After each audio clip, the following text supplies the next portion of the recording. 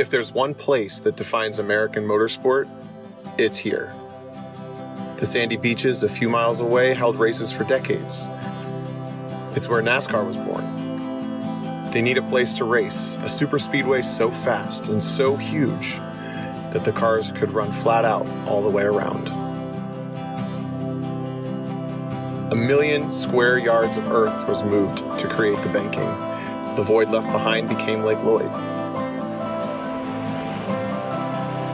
It built the foundation of NASCAR.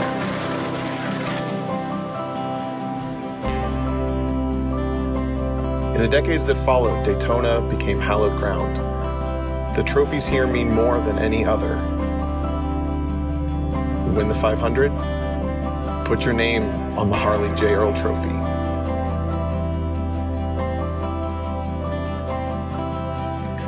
Win the 24 hours and strap a Rolex on your wrist. The banks are not always kind. They're not always fair. And while Daytona wins bring a statistical highlight to any career, it's the losses that make it seem pointless. But for every untimely ending, there is a triumphant healing.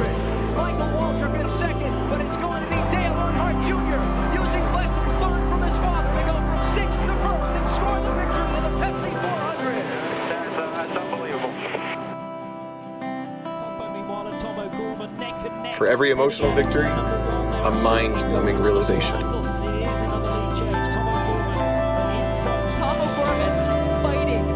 I won at Daytona. Won the last TCR race of last year, Road Atlanta, starting things off. The checkered flag waved for me. It is victory for Tom O'Gorman and the LA Honda World Team.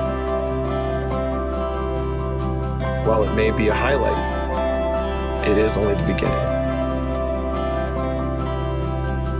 Yeah, how could you not be smiling? I mean, if you'd have told me yesterday about this time that we'd be sitting here, I wouldn't have believed you. It's just the best day ever.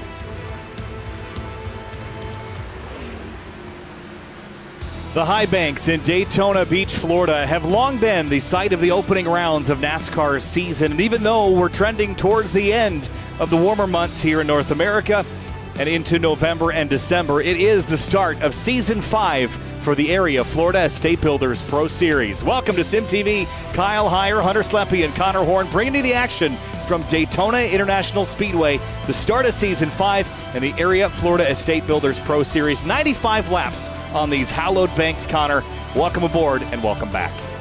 Yeah, welcome back indeed. This is going to be a fun one. This is a big night for the Pro Series. I don't have the stats with me, but this might be the biggest field to attempt an area race in the history of the series. We have 51 drivers trying to cram into 43 pit stalls tonight. We have 8 drivers at the moment going home. It is a huge, huge field, and it is a huge night tonight.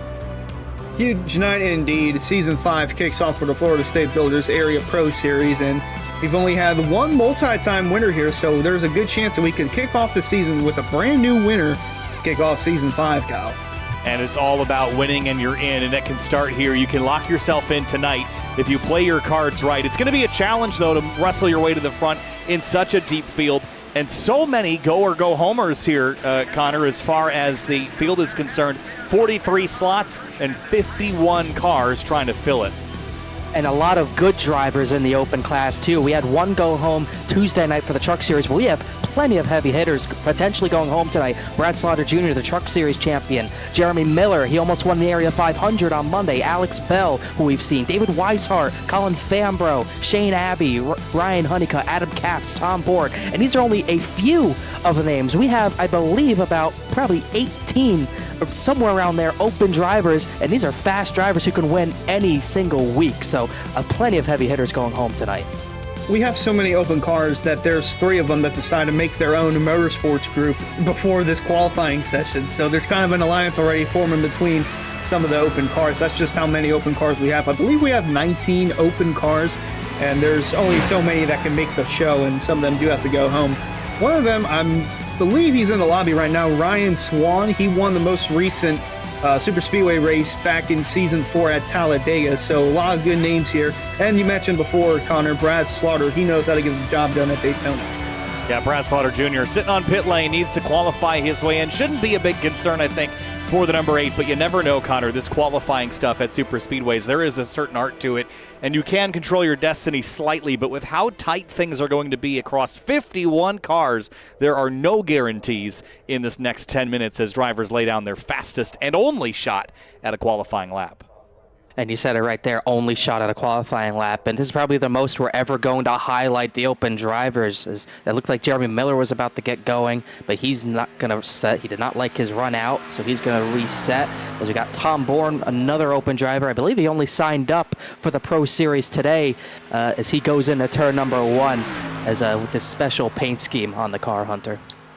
Yeah, there's a number of drivers that have the special paint scheme tonight in honor of Lewiston, Maine, and light of the recent shooting, but one of them really directly hit home in the area just last night.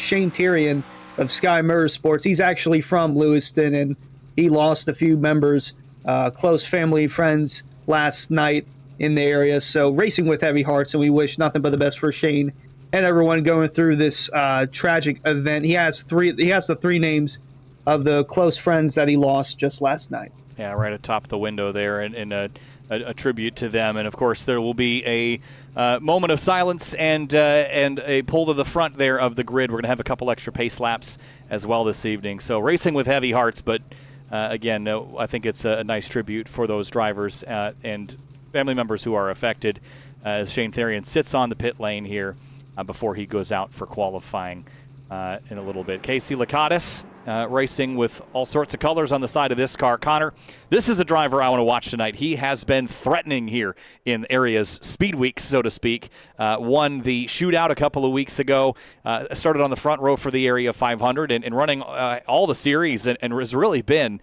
in contention in most of them so far.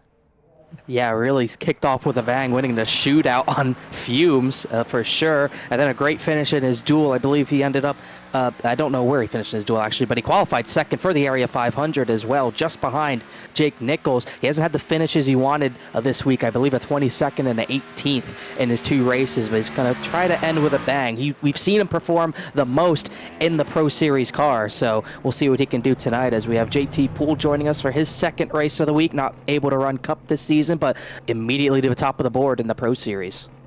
Yeah, he finished 2nd in the Tuesday night race, so that'll be interesting going forward there. He's actually part of a new team that's previously known as Miller Racing, who's won the first 2 races this season for Cup and Truck. They renamed Low Dollar Racing. That's headed by Travis Beckner, along with Mason Kane, JT Poole, as mentioned, and Connor Euroshak, a new driver to Area iRacing. Yeah, there's lots of new names that we'll have to cover, but not all of them are guaranteed a slot in tonight, so that's going to be a factor here in the next couple of minutes. 24 drivers have laid down times. That's less than half of the entrants we have here. Here's Justin Adesogak in the number 88. Was threatening in a couple of the series here last season as he rockets through turn 4 in a nice fitting tribute. It looks like a Dale Jr. era paint scheme. And we'll see what he's got average finish-wise here across the stripe, or average speed, I should say. 176.476 miles an hour. That will parlay him up into 6th. Nice run. Yeah, it's a junior scheme, but on a Supra. I'm not sure how well everyone's going to perceive that, but good lap there as we have a lot of open drivers at the front. David Weishart, Jeremy Miller on row 2. So 2 open drivers who are likely to be in the field. It'll be surprising if anyone beats them. And Miller is a part of my team. I got a new team in the area this year, at least in the Pro Series. It includes Jake Nichols. Very proud to have Jake Nichols on the team. We weren't able to get our charters, but we were able to partner with David Weishart Racing, so a little bit of an alliance between us this season. Got Jake Nichols, Jeremy Miller, and Delonte Ballard in the field tonight. Nichols and Ballard are locked in, but we'll see where the Cup champion will slide in, as I believe he just started his lap. He sure did. So, Hunter, we got our very own Dale Jr. up here. He's got some stake in some of the cars in the field. Yes, I do. It'll make for an interesting night because Jake Nichols has never been in the Pro Series, never competed in a new Pro Series event until tonight. So this will be a fun one, how he shakes things up. And it'll also be interesting to look at Alan Elwood making his return to the area Pro Series. He was kind of had a staple in this with 47 starts, 8 wins, 35 top 5s, and 38 top 10s, over 1,300 laps led with 13 poles. Alan Elwood's going to be fun watching him go through the field and shake things up for Elwood Design Esports coming back.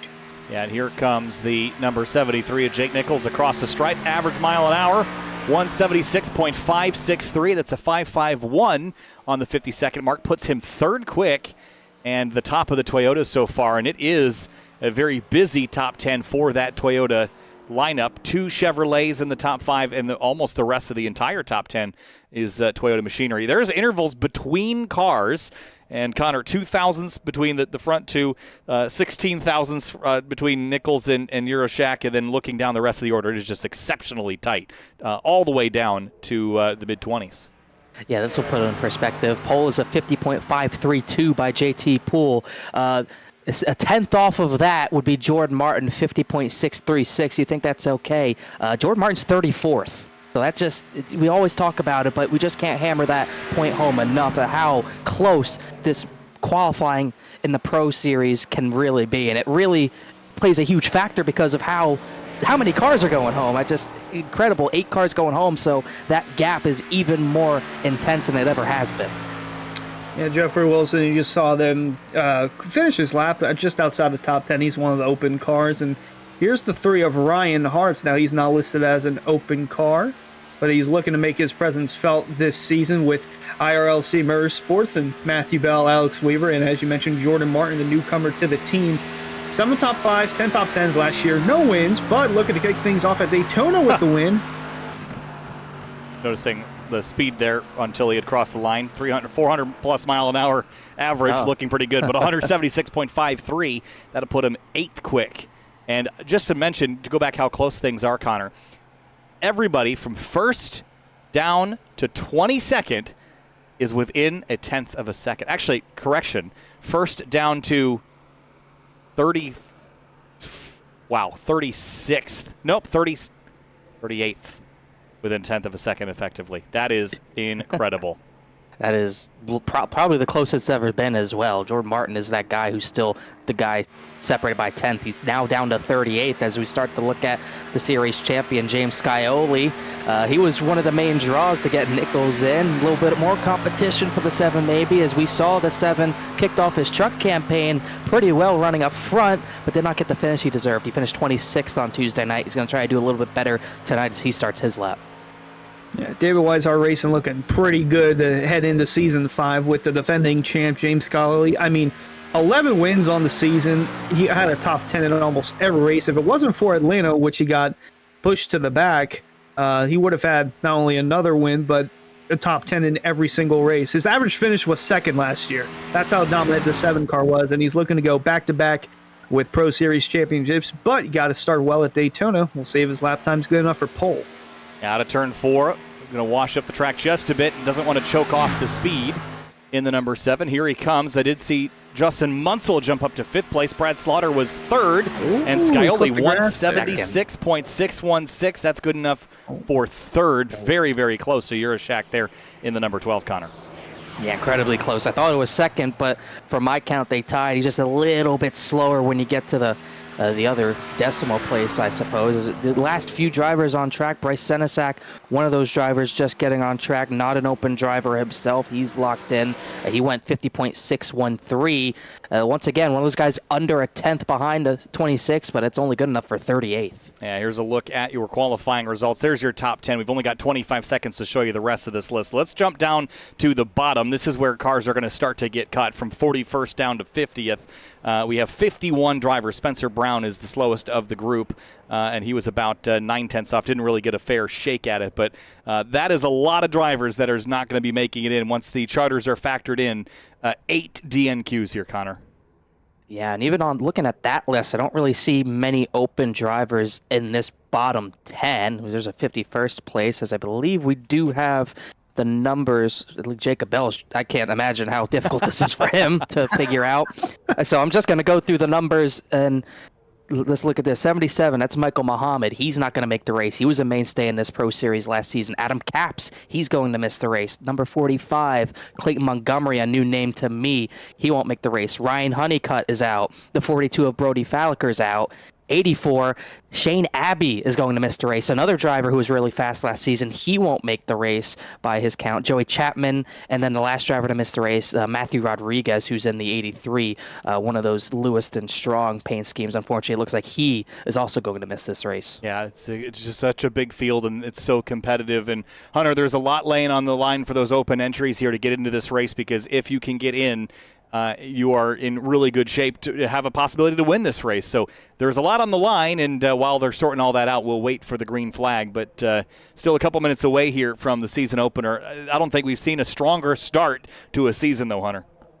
No, absolutely not. I don't think we've ever seen anything like this, with over 50 drivers trying to fit in the 43 spots. But looking forward to a good night here, and just looking over how the previous races have gone. We've averaged 3 cautions in this race, and the average starting spot has come from within the first 4 rows. That's critical, because we always say how qualifying doesn't seem to matter at these big super speedway tracks, but Connor, the facts directly oppose that. You can't necessarily expect to drive from the back to the front. I think you have to be up front, you have to be contending, and we've seen that really all week with the Truck Series and the Cup Series as well. Those that are playing up front tend to be up front and tend to stay up front. Yeah, that's usually the case. We saw all Monday night, the 30, the 06 of Spencer Burns, Travis Beckner, all those guys. They were at the front for a long period of time. You could get to the front on Monday night. It was a little tougher to do that from the back. On Tuesday night, the guys, like you said, at the front pretty much just played a factor all night long, which led to John Hall, who was one of those guys at the front all night long, taking his first win in his first start. And I think we're going to see the same thing tonight. I think the winner is going to come from the front, because we have a lot of good players at the front. We saw JT Poole, very aggressive. He's going to be a threat all night long. Scioli's consistently at the front. Slaughter's won here before. Jake Nichols, can never count him out. Jeremy Miller in 10th. He led about 16 laps on Monday night. All the big guys are at the front already, so I think there's no surprise if we see one of those guys take this win. Yeah, I was joking around with Jacob Bell after the Tuesday night truck race, and he told me who won the race. I was like, what? It's like, I said that was Area's John King moment, because John Hall, first start ever, put your name on the map. It's like, who is this guy? Oh, he won. All right, time to keep an eye on him. Which driver will make their case tonight? It could be the 6 of Justin Munsell. We already know how fast he is, but he's still vying for that first win in the Pro Series. And he is owed one. Big time. He's been so close so many times, Connor. How much is that going to factor in? And we already touched on Shane Therian earlier. He's the Season 2 and Season 3 winner of this race, and it was Justin Anasogak that won it last time out. Chris Seidenfeiden was the Year 1 winner. The average last yellow was with 32 laps to go, so this race tends to go pretty green. So let's consider that as well. We have had 2 overtime finishes, though, Season 3 and last season at Season 4. So it has gone pretty green, but we could get those late race yellows. And we saw last night that if we get a late race yellow, I don't anticipate to see it end under caution. We do get to the white typically, but when we get there, it is pandemonium, as we've seen in the past. Yeah, a little bit of a misleading stat, 32 to go the final yellow. I think if you talk about the final crash, it's usually at a turn 2 or down the back, like we saw last night as well. And that's how this race ended last year as well, with Anasogak avoiding probably the biggest crash ever until the one we saw Tuesday night, and he was able to get the win. He won 2 of 3 last season at Daytona. I don't think we're going to have the ability to do that. Trying to look. I didn't see if I saw Travis Beckner. Yes, he is here. Beckner has a chance to do that, becoming a 2-time Area 500 champion, but it's a little bit more unlikely. And we should also mention, well, we're a little bit off of our track record here by about 0.2 of a second. So I wonder if the conditions have slowed things down, Hunter, or what. But we were all within basically the same 0.1 of a second, but no track record this time. Yeah, that's got a sting for those open cars who were well within the top 40, but just missed out because they were open drivers, and just the charter drivers had the advantage of being locked in. But nonetheless, it was still a very tight qualifying effort, and congrats to JT Poole for getting the pole in his first ever Pro Series start. And that's a powerful place to be with a field of 42 in behind you. Checkered flag here on the warm-up time. It's time to head down to the racetrack and get things underway here in just a moment's time. It is going to be 95 laps, about an hour and 20 minutes if we go green from flag to flag. We will likely not go green from flag to flag. We're going to get some intense racing all throughout the evening as well. Of course, we'll go through our Roasted Gems Coffee starting lineup here in just a moment. But race fans, be sure to subscribe to that Area iRacing Twitch channel, twitch.tv/Area iRacing. As a subscriber, you'll have Area iRacing emotes to use in the chat, and you can earn double channel points as a subscriber that you can use to redeem for free merchandise, all at the price of just $5 a month at twitch.tv/Area iRacing. Going to be a big grid. Let's get started through it. The Roasted Gems Coffee starting lineup. Race fans, start your engines with a fresh cup of Roasted Gems Coffee. Choose from some of the finest coffee beans from Colombia and Peru, or try the blended flavors of French vanilla and hazelnut. Use discount code Area iRacing for 10% off your order at roastedgems.com. All right, let's roll through it. Starting grid, it's going to be a deep one. JT Poole starts on pole in the number 26. Connor Yaroshak. Connor is going to start on the outside of that front row. 2 Chevy Camaros leading the field. But then 2 Supras on row number 2, 2 champions at that. The reigning Pro Series and Truck champ James Scioli alongside the 2-time Truck Series champ himself, Brad Slaughter Jr. And starting in row number 3, it's Mason Kane in the number 31. And Justin Munsell, the number 6, starts 6th in his Toyota Supra.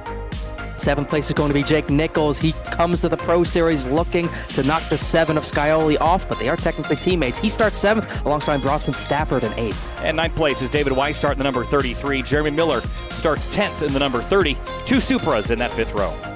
Then 11th place, the 3 of Ryan Hart's, another Camaro, and then a Ford Mustang, which we don't see a lot of in this field, Chris Rabel in the 29. And then behind, it's Eric Wineland starting 13th, the number 66 machine. Alex Bell starts 14th in the number 15 car. Matthew Bell had a crushing defeat to go out of the playoffs last season. He'll try to right that ship. He starts 15th alongside the Daytona winner last season, Justin Anasogak. And Brendan Bowie rolls off 17th place in the number 23. It's Jeffrey Wilson, 18th in the 85. 19th place, Travis Beckner, always aggressive at these tracks, the Area 500 champion, and he'll start alongside Nico Garcia, rounding up the top 20. Danny Ware starts 21st alongside Casey Lakatos in 22nd.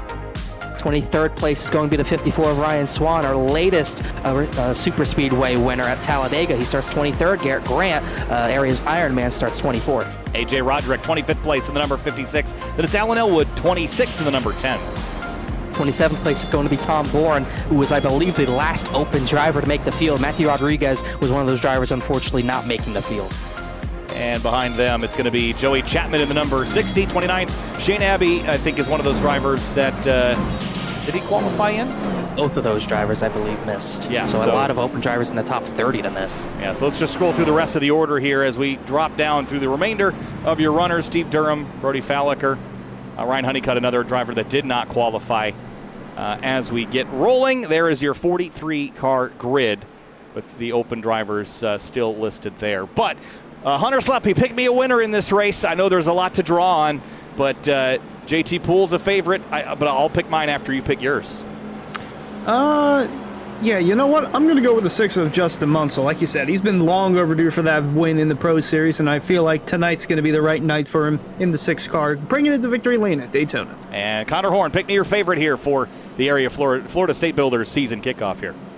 I'm going to go with the obvious Dale Jr. pick. I got to go Jeremy Miller, I think. Yeah, I know. I'm sorry. I think he was very fast. I think if we on Monday, me and Skylar Shackford, if he had teammates at the front, I think he would have won. He still led 16 laps near the very end, and he got 8th to 3rd in 2 turns on the final restart. He knows how to get it done. He knows how to be patiently aggressive. So I'm going to give the 30 the victory. I'm going to pick the Area 500 winner, Travis Beckner. He is in position all the time. He gets it done tonight here, starting from 19th. It's a bold prediction, perhaps, maybe with that starting spot, but it all happens here at the World Center of Racing, Daytona International Speedway. But we still have a couple more pace laps to do, of course, with these very special cars leading the way.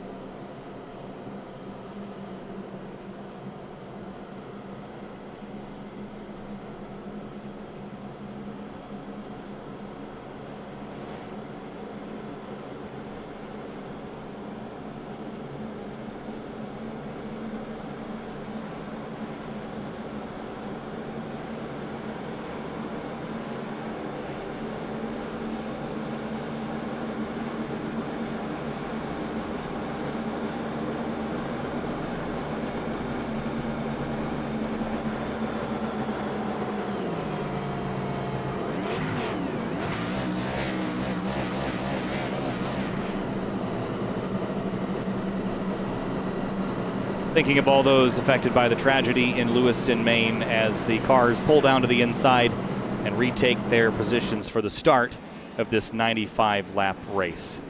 So, got our picks in, and we're about ready to kick things off for Season 5 of the Area Florida State Builders Pro Series. It is a long season with a lot on the schedule. Las Vegas, Kentucky, Atlanta.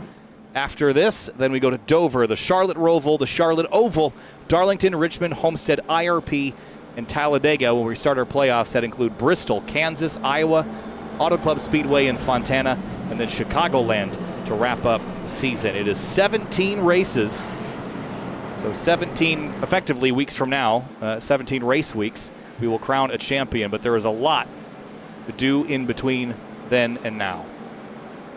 There's a lot to go on today in regards to that.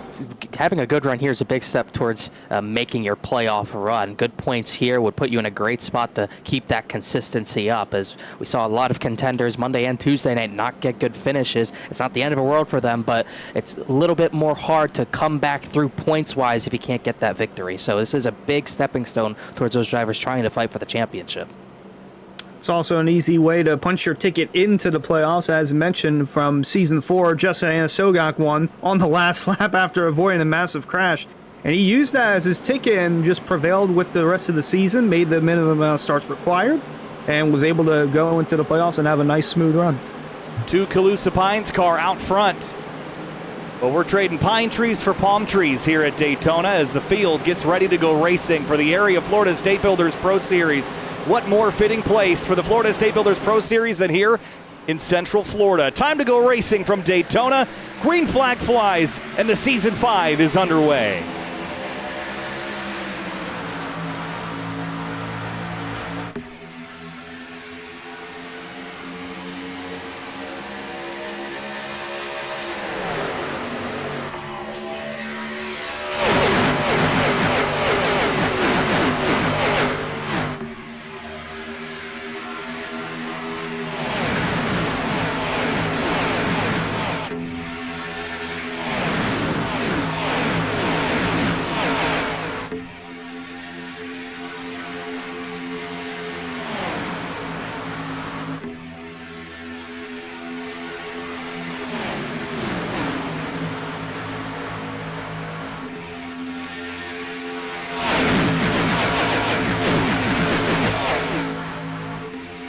Well, last night they didn't spend a lot of time getting 3 wide. They are 3 wide already mid-pack here, but 2 lines forging the way forward. It is season champ James Scioli, defending champ, on the outside now, who's headed the outside lane ahead of Connor Urashak in the black and green Calusa Pines car. Connor, first lap, though, is complete as we head down the Daytona Superstretch.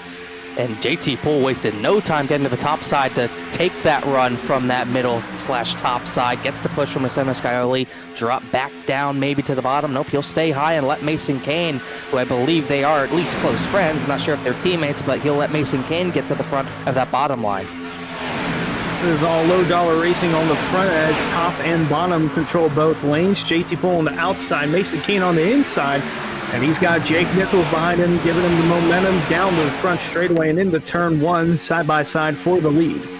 Yeah, I wasn't here Monday night, coming back from WeatherTech Raceway Laguna Seca from a Grid Life event, but my first race was Tuesday, and it's just amazing how much quicker these cars feel.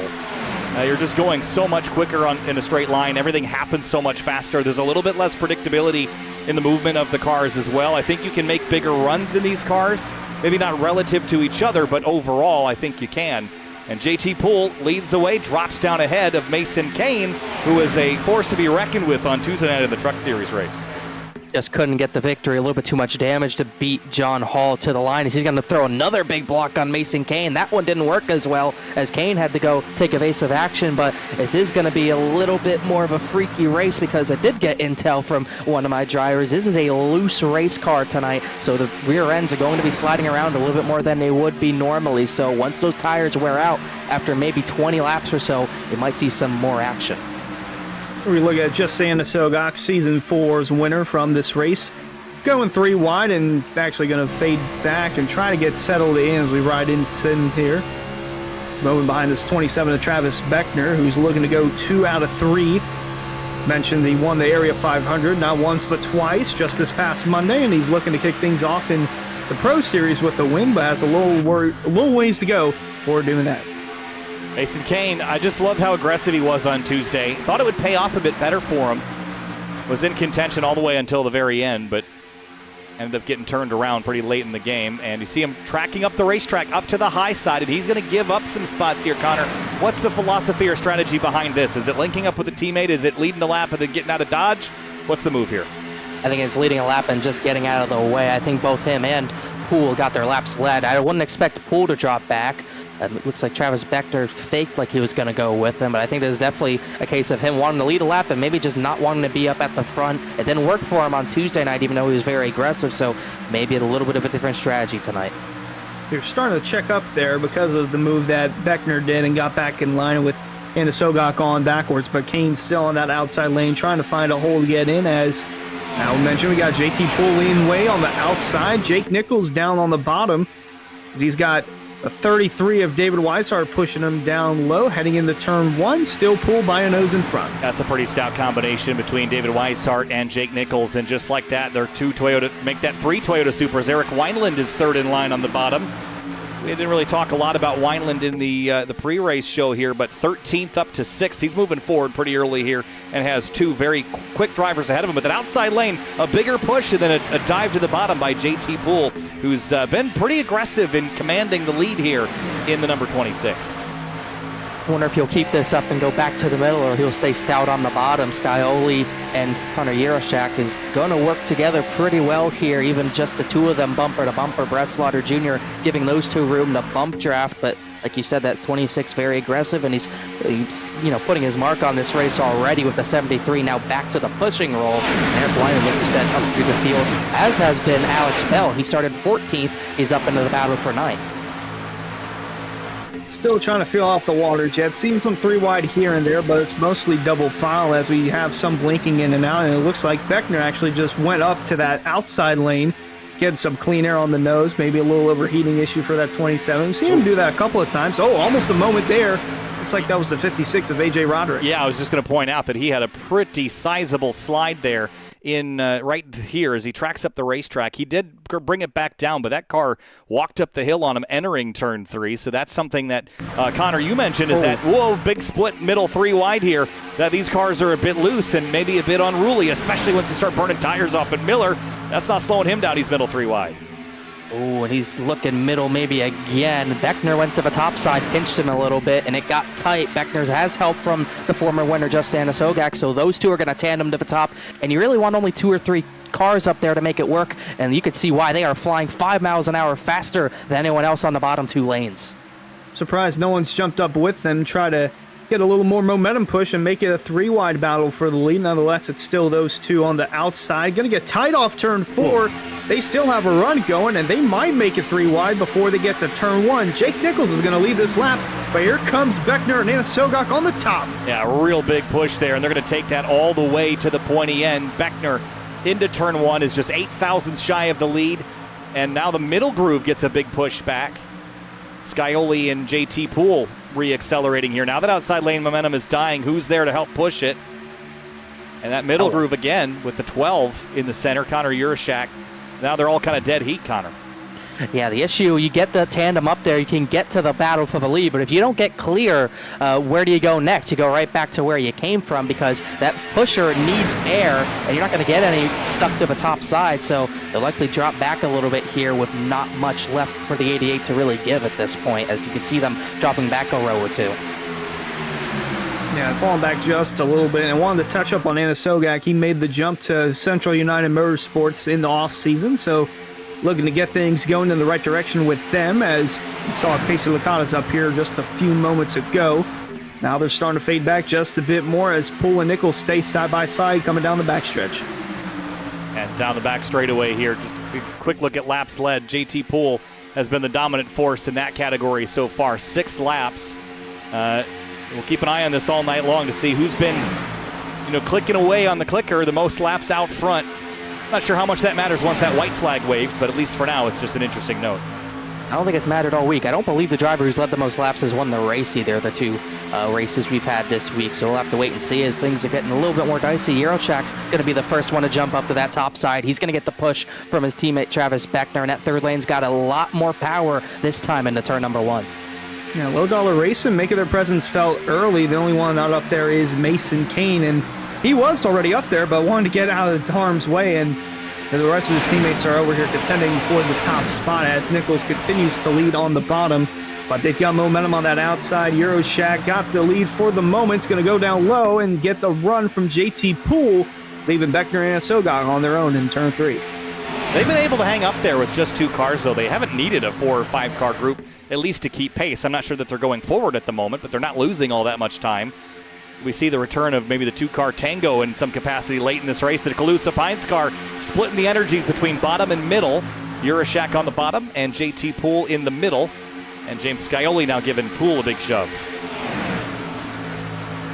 James Scioli would just hope to get clear and have Brad Slaughter push him maybe to the lead, but I think he's just playing nice for now. No reason to really mix it up and try to go 3 wide with an aggressive move.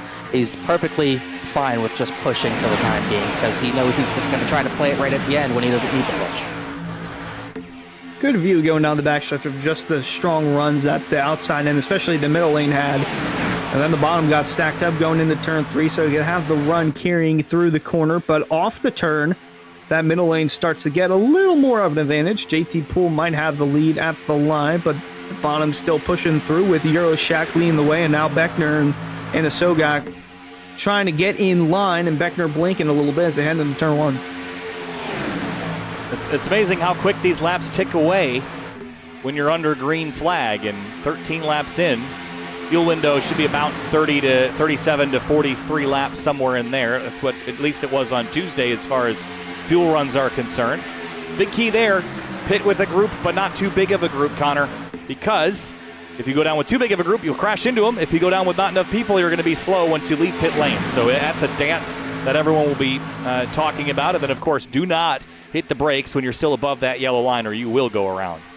Yeah, we saw both of those come into effect. We saw a big group pit, and we had contact, and then we saw drivers hitting the brakes above that line, causing a crash, I believe, for Eric Wineland Tuesday night, which was the cause of that. So you got to be careful, got to know where you're pitting. You got to go very low if you're an early stall, which is very important tonight because of having a completely full field, just like we've had all season 1 week, all week long. So you got to know where you're pitting. You got to know who you're pitting with, especially. I think a group of 6 or 7 is the sweet spot, and you got to know who you're pitting with. Yeah, for a moment that bottom was actually separated quite a bit. It was just the first 4 or 5 cars, as now you see JT Poole move back down to the bottom, leaving Scioli to lead the outside with Brad Slaughter on that outside. You see from the bumper of Poole, teammate Euroshack leading the way with the charge. And now here comes the 7 of Scioli with a run on the outside. And I don't think we've talked about it yet, but Jeremy Miller is close on that top 10. Him and Bronson Stafford trading paints, but keep an eye on that 30 car. He's starting to make his presence felt as he gets closer to the front. And just on the outside of the top 10 here. JT looking really calm, cool, and collected. Not spending a lot of time looking in the rear view, just a glance just to check on what's going on out there. And now he'll glance to the right just to see that the outside lane is coming, but not much you can do about it. You can only control what you can control. And once they get overlap, Connor, you kind of have to let them do their own thing. If you start trying to track them laterally across the road, you'll find yourself in the fence. Yeah, we have already seen drivers go into the fence with moves like that, so you got to be extremely careful of that.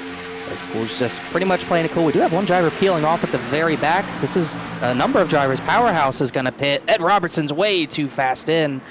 He's definitely going to get speeding. Eugenio Alonso, Ben Pearson, Sean Petchin also pit. So that was our first planned set of stops, but they're going to lose Ed Robertson. Yep. Interesting note there as we go back towards the front, still door to door, but now you see that third lane start to get some life back into it. That's the 9 of Shane Tyrion. He's got Travis Beckner and Anna Sogog with him, so now 3 cars leading the way on the outside, heading into turn 3. Yeah, is that early pit stop, Hunter, perhaps a little bit of, actually, Connor, I guess I should ask you this. Is this a reverse kind of road course strategy where you're pitting early and then you'll just run equivalent stints from here on out? Yeah, I think so for sure. We've seen this in really all the series. As I'll talk about that a little more. We got lap 15. You do the early stint early and then get a better run to get closer to the front to the end. But besides that, we have a new leader, and it's all the way from where he started. Trying to see where he started. He started back in 34th, and Shane Therian has gone all the way to the race lead. Yeah, an amazing charge from the 9 car. As you look out the bumper of him, got 3 rows, and he's only blocking 1 lane because he don't want to get sporadic with your blocks and make the wrong move at the wrong time. But now Beckner going to the front with Anna Sogak, and now that's the 33 of, actually that's not the 30, that's the 30 of Jeremy Miller, not the 33. The Maco's tool machine, 3 wide for the lead coming off 4. So many cars in one spot here as we rocket up onto the front straightaway. Underneath the start stand, still 3 wide, 3 deep. And tell you what, they have been pretty calm, cool, and collected. Last night, or I guess Tuesday night in the Truck Series race, they were 3 wide for most of the race, but it was a little more frantic at times. We've been 2 wide most of it, 3 wide some of it, but everything's looked pretty controlled so far. There is lap traffic on the horizon, though, with some of those cars that just pit. Looks like Ed Robertson, by the way, I think he might be out of this one. But lap traffic on the horizon when you're already 3 wide, Connor, not a lot of space left on the road. Robertson just came back and parked it, so maybe he is done. We'll have to see. But yeah, lap traffic 3 wide, not what you want to see, especially when these drivers are slipping and sliding out of the corner. I don't think any single car is keeping it smooth out of the corner. The rear end's definitely coming loose as we're almost 20 laps in. I would say halfway through this run just about. So when they get 3 wide, it's not going to be a situation where those 3 drivers who are about to be lapped are going to go to the apron. They're perfectly capable of running as fast as the leaders, so they're going to have to stick bottom, I would assume, and they got to hope that something crazy doesn't happen. Oh, looks like Therian's going to drop, excuse me. Yeah, almost a jinx there as the 9 drops down low, and now the 27 going to drop to the middle, leaving that bottom open for James Skyley, about to take the lead away from the 27 to Beckner. Yeah, any movement that you see is a bit scary. I did see the 8 of Slaughter have a big correction moment last time through 1 and 2. Not a lot of air in this middle group, the middle pack, between the outside and the inside. There's just not a lot of downforce on the car. If the car is already loose, that's going to exacerbate that problem. So I don't like the outside and I don't like the middle. I like being on the bottom for clicking away laps.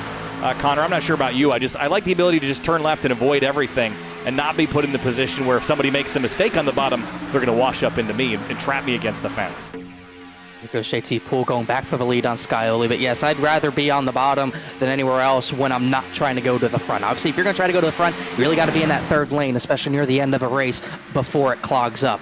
But at least my preference is usually on the bottom lane in about 35th place early on, though. Didn't work for me on Monday night, but it's always usually a good place to, kind of solidify a good finish if you can just avoid the chaos early on, which is usually what happens. But so far, 20 laps green. Yeah, Monday, the Area 500, we didn't get our first caution until lap 68, so we were able to get 1 and for some 2 green flag pit stops in before the first yellow came out. So we could be seeing that here tonight, although anything can happen at Daytona as we ride on board with the 88 of Anna Sogak. Yeah, push the 27 up to the front, and then they've now gotten disconnected. Or did the 27 landed in 4th, and a Sogak dropped back to 11th before dropping into line. Eric Wineland, and how about the trio on the bottom? Eric Wineland in the 66, the 33, and the 73. All 3 of those cars have been nose to tail since the drop of the green flag. Meanwhile, Skyoli's going to drop. JT Poole put a block on him out of turn 4. Skyoli went to the 3rd lane, hoping he'd get help. He did not, so he's going to start to fall big time here. So Poole's going to lead that middle line with Beckner helping, and that puts Justin Munsell 3rd in line in the 2nd lane as Jirochak still leads that bottom lane with help from Brad Slaughter. Yeah, great show of dominance here early on from Low Dollar Racing, from all the guys around, from Mason Kane and then Jirochak, JT Poole, Travis Beckner as well playing his part. I mean, this is just great to kick things off so far. Hoping that this can go the rest of the way if you're a part of Low Dollar Racing, but a little squiggly moment there for the 12 of Jirochak coming off 4th. On board now with Eric Wineland. Started 13th, went all the way up as high as about 6th place, and then is just riding along, ticking away laps. He's always one to think about strategy, but in his position, and I think in a lot of drivers' positions, there's not a huge advantage to doing any crazy alternate strategies. You just don't want to be on the exact same lap as everyone around you. Yeah, I think there's an advantage to just knowing who you're pitting with. If you're not so sure, everyone in your team, about when you're going to pit, then that's when confusion happens, and that's when things get pretty strung out and you may lose the draft. If you have a good, solid group, you're already set on when you're going to pit before the race even starts, that shows the signs of a really solid team, and a team that's going to be at the front. Let me ask you this, because if we have 43 cars all running in a major pack together, how does everyone not accidentally plan to go on the same lap, or at least more than you expect? Is that something that you just leave up to chance? Because if everyone just pits, with 1 lap left on fuel, you're going to cram onto pit lane, so you'll probably account for a buffer, but so would everybody else. So how do you avoid everyone having the same strategy when there's only a couple laps to choose from? We leave it a little bit up to chance, because a lot of the time you're not going to see these teams pull out and tell everyone when they're going to pit. Usually the guys at the front are not going to say pitting in like you would with your hotkey. You just kind of pit and try to hope that no one's coming with you. And when you do have those drivers pitting in, you try to avoid them as much as possible. If you're ahead of people who are coming in, you just won't follow them in. If you're the guys at the front, like the Volusia Pines, the low-dollar racing teammates, contact between Poole and Munsell there. But if you're a few of those guys at the front trying not to follow everyone in, you're just hoping that no one does try to come on your strategy, because at the front you can't really guess when everyone's going to pit. It's kind of up to chance at that point. And like you said, I think there are going to be drivers today kind of putting it on chance. Yeah, close moment there with the 6 of Munsell. Oh my goodness. Sorry, Poole almost got burned. They're really getting close with it up front as they continue to lead the way. Travis Beckner actually going to lead on that outside, but Poole coming back on the bottom, and Beckner holds control of the middle. At 2x2x2, nice even lines now. And here comes a whole bunch of cars coming to pit lane, and we'll try to slow these things down is always a challenge. Big lockup for the 73. Wineland's in really fast. I think they all got it woed down, Connor, but that was earlier than I thought we'd see cars. Lap 25, this is mainly the Weishart cars, and got to make sure everyone can get to their stall cleanly as well. Skyler just going to go through the stalls, but this is definitely the second planned stop of the day for the David Weishart Racing /609 cars. Slaughter, Nichols, Weishart, Jeremy Miller, and Eric Wineland also made it down with them as well. Could see more takers this time through as the outside lane starts to disperse a little more. Everyone going to want to get on that bottom if you're going to make pit stops. And right over there, you see the 10 of Allen Elwood. Haven't talked about him all night, but he's made his way inside the top 10. Could be making his way down pit road. No, not quite. Not just yet. No one this time. Elwood's there in the number 10. Quietly lurking. 26, started deep in the field. And he's running as high as he has all night long in 8th place. So definitely that Simrat Market car. And Simrat Market is our replay partner again here this season. One to watch as we get closer and closer to the end of this thing. We're clicking away laps like nothing else. 27 laps into this 95-lap race. 54 minutes to go if we go green from here to the end. So a good chunk of this race has the laps, almost a third of it. And there's some lap traffic up there. If I'm this group, I want to get pitted before we catch that traffic, but this is the lap to do it. Let's see if anyone does pull the trigger. You want to time it perfectly so you catch them just before. We do have hitters at the back, maybe 3 or 4 cars coming and entering. We got spin, Cameron Hearn. Hearn goes around, and that will be likely a penalty to boot. But that's the danger of pit lane here at Daytona. Let's have a look. That didn't look like contact. He came in with Furness and Greg Mitchell. Oh yeah, you can see it looks like just rear brakes brought it completely around. Lucky to not have Furness make contact with Furness big time. That was almost the Casey Kane situation. But Hearn will just roll through and pit another lap. I don't think he might have pit. I didn't really see. That was insanely close. Also, just quickly to note, Delonte Ballard missed his stall as well, so he's going to have to stay out. He had to pit another lap because he completely missed his stall. Disastrous stop for Vegas Motorsports there with Cameron Hearn, and now you see almost everyone on the bottom except for the front 2, and Sogak and Travis Beckner leading the way. Hedging their bets. They want the opportunity to pit whenever they would like to, but I'm just surprised we're pitting this early. I feel like we can go longer, so we must just be running this in reverse. I didn't think that we would do that, especially since Tuesday everyone just kind of ran the tank out until the last run and then did that partial pit later in the night. So a bit of a different approach this evening with that 5 extra laps. I think everyone's just going to split it up even thirds, I would think. I think we're going to see drivers pit around 32, if I had to guess, which would put it close to even thirds. Can't really do it because it's lap 95, but I think it's just a more even spread tonight. But still no one pitting this time by, as we got more lap traffic in the main pack who hasn't pit yet. Still a long list of drivers yet to pit, about the top 28, separated by 3 seconds yet to pit. And we've already seen how treacherous pit road is when there's just 3 cars coming down pit road with the spin from Hearn. Oh, trouble. Uh-oh, pit crash. Tom Bourne in the wall in turn 2. Caution out lap 30. Whoa. And, Casey Lakatos is destroyed. oh, man, that car took a big lick. That was in the back of the pack as well. As you can see, the suspension on the 50 destroyed. We've got a Simrack Market replay to see what happened here. Bourne on the front bumper of Mason Kane, and looks like Mason Kane is going to spin him around. And nowhere, oh man, nowhere for Casey Lakatos to go.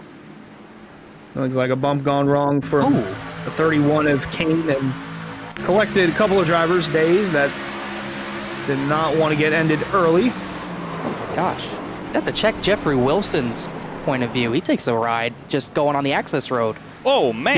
Yeah. Yeah, he was the one that I saw flying through there. I was like, what went wrong there? Yeah, what did go wrong there? That was a wild ride. I think it was the access road. Yeah, turns down to miss it, and he does, and then right here, oh man, 4 tires off the ground for the 5 wide sports car. Shades of Ryan Sieg. He did that at Vegas. Same exact thing, just about. Right on board with him. I'm sure Mason Kane's kicking himself. He got to the rear to kind of avoid that. Oh, there's that hit for Wilson. Huge hit there, but he got to the back to avoid all that and ends up being the cause. You know, Wilson tried to turn into one of those planes that land on the backstretch of Daytona. Yeah. Oh. Wow.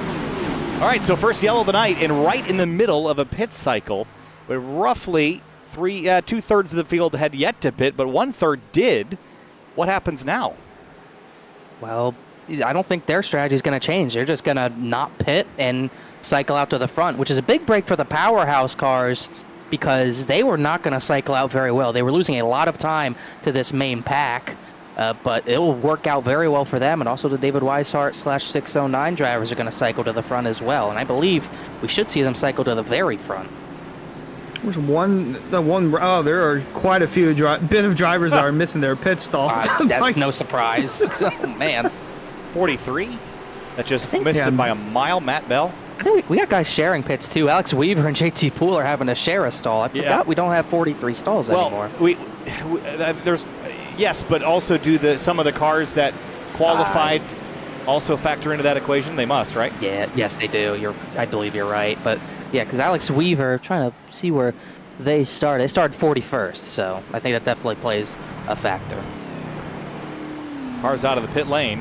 Where are the Fords in that stacker? There is just not a lot. There they are. There's 3 of them in the bottom 10. This is like the real Xfinity series.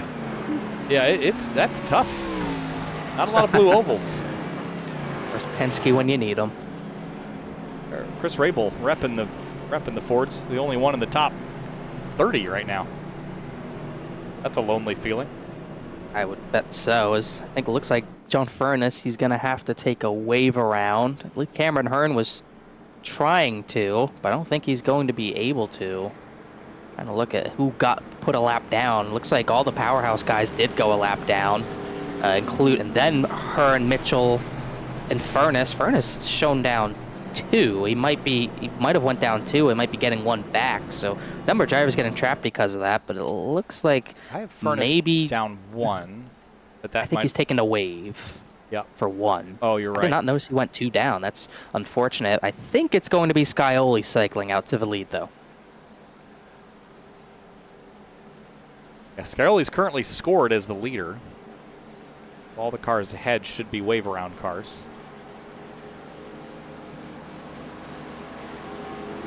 One to green. How much does this reset us as far as energy goes? It was kind of taming out because we had the pit stop on the horizon, but this yellow happened effectively at the pit stop window for the majority of the field, that changes things a bit. They'll change it a little bit, but I think everyone's still in the same strategy, just with a yellow put in there. It's effectively going to end up kind of playing like a 60-lap race at this point, and we're going to have new players at the field in the DWR/609 drivers. Those low-dollar racing drivers are going to have to scramble a little bit to get back to the front of the field because they were controlling the field very well, but they're going to have to retake control because now they're going to have to be on the offensive because they've lost their track position big time. Well, we're about a third of the way into the Season 5 premiere of the Florida State Builders Area Pro Series, and I'm going to give a thank you to Simrat Market. So race fans, head on over to simratmarket.com for custom iRacing paint scheme templates that are simple to use and help you stay more focused on the racetrack, as we saw a replay of the first caution of the night on lap 30, and we're looking to kick things off with our first restart of the night, Kyle. Yeah, first restart at lap 34. We're past that 1/3 mark of this race, and quickly making our way towards the halfway mark here in the next 10 minutes or so.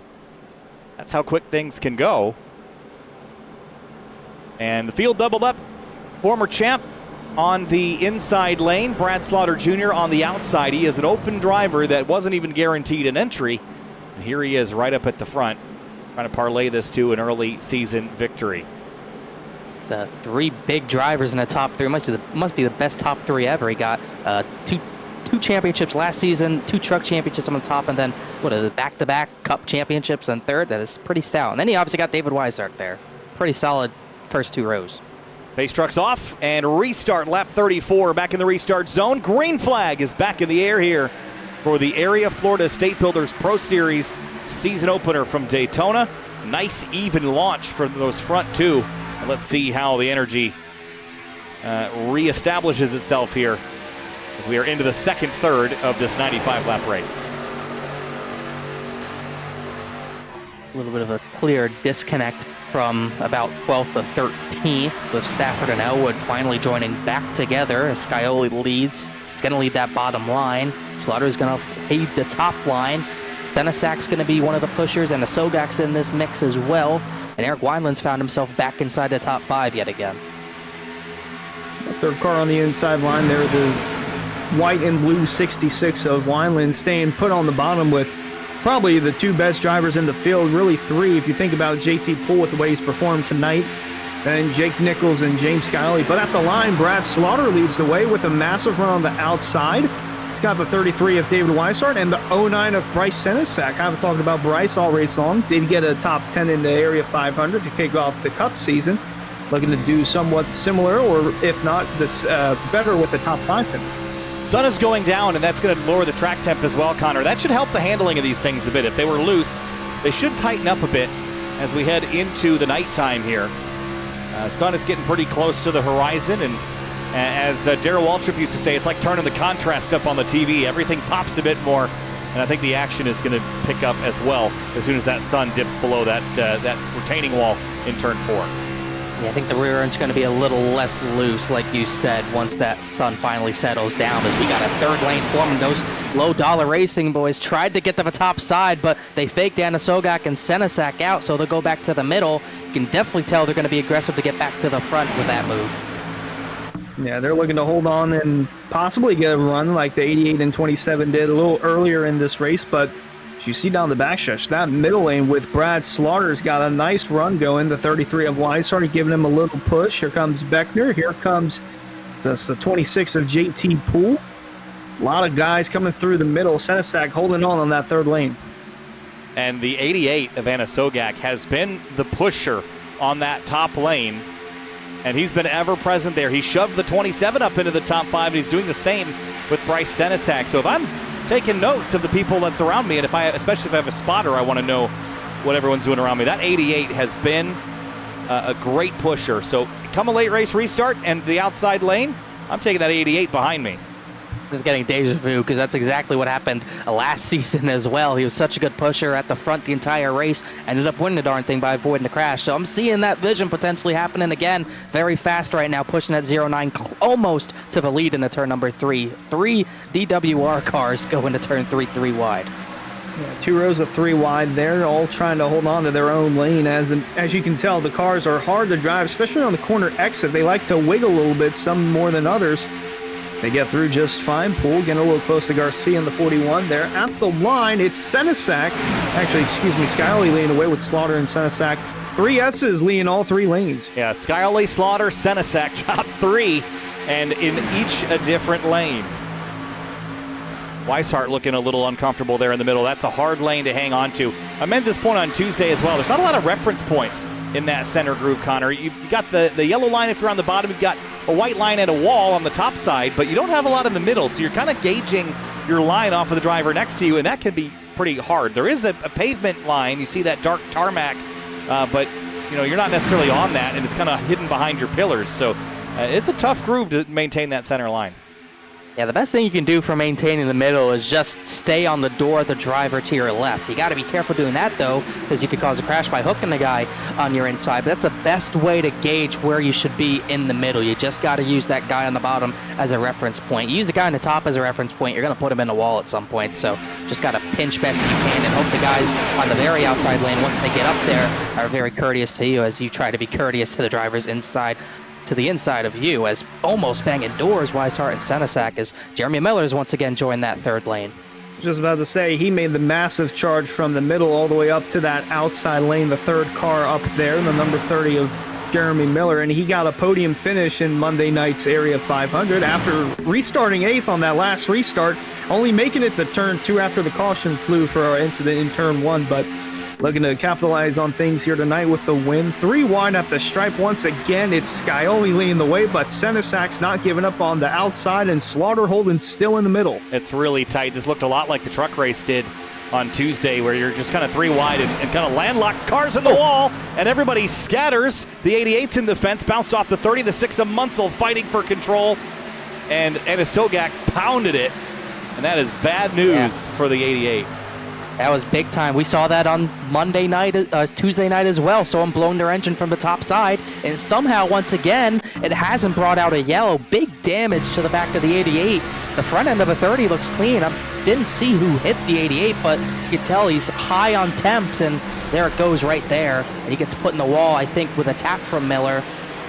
That it might have been where the damage came from because no one else hit him. Munsell did a great job saving it on the apron as well.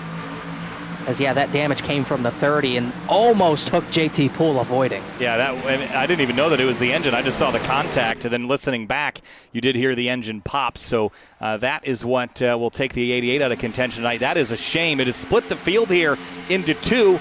And Hunter, as we saw on Tuesday, anytime you split the field up like this, you're going to build bigger runs. They're 3x3x3 up here in the front, but this next group is all single file for the most part. Yeah, they're going to catch him back within the next lap or 2. I mean, this is just product of the racing that happens. Oh, man. Close racing there in the front, but everyone's single file looking to make up quick ground. As I believe the first 11 cars are separated from the rest of the field. And again, I don't know how they avoided a big one there with, with that happening right up at the front. They did a great job, all things considered.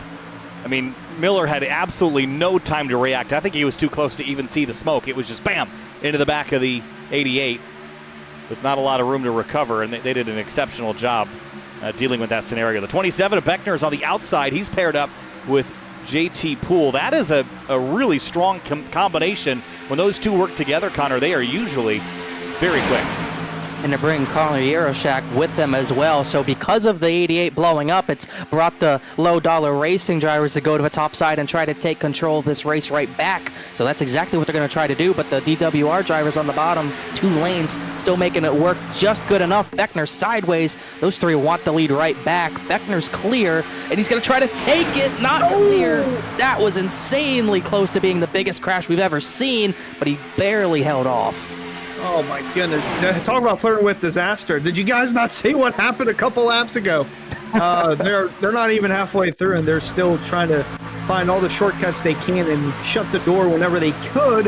Beckner had the opportunity, but waited a little too long there, but nearly caused the big one. Not out of the woods yet. Working lap 44 this time through. Still 3 wide for the top spot. And it's a dead heat here across the stripe between the 7 and the 27. Give that lap to Beckner. Just really, really tight racing here. really aggressive as well. You can tell the balance of this race kind of lays on what happens with this battle for the lead between these two teams, both fighting for power in this battle for the lead as we get closer and closer to halfway, as the 8 of Slaughter blinks out big time there. Don't want to have that happen. And that ruined the middle lane's run as well. Beckner is so close to clearing, but you got to think he's trying to clear his teammates as well, as Garrett Grant's about to join that line.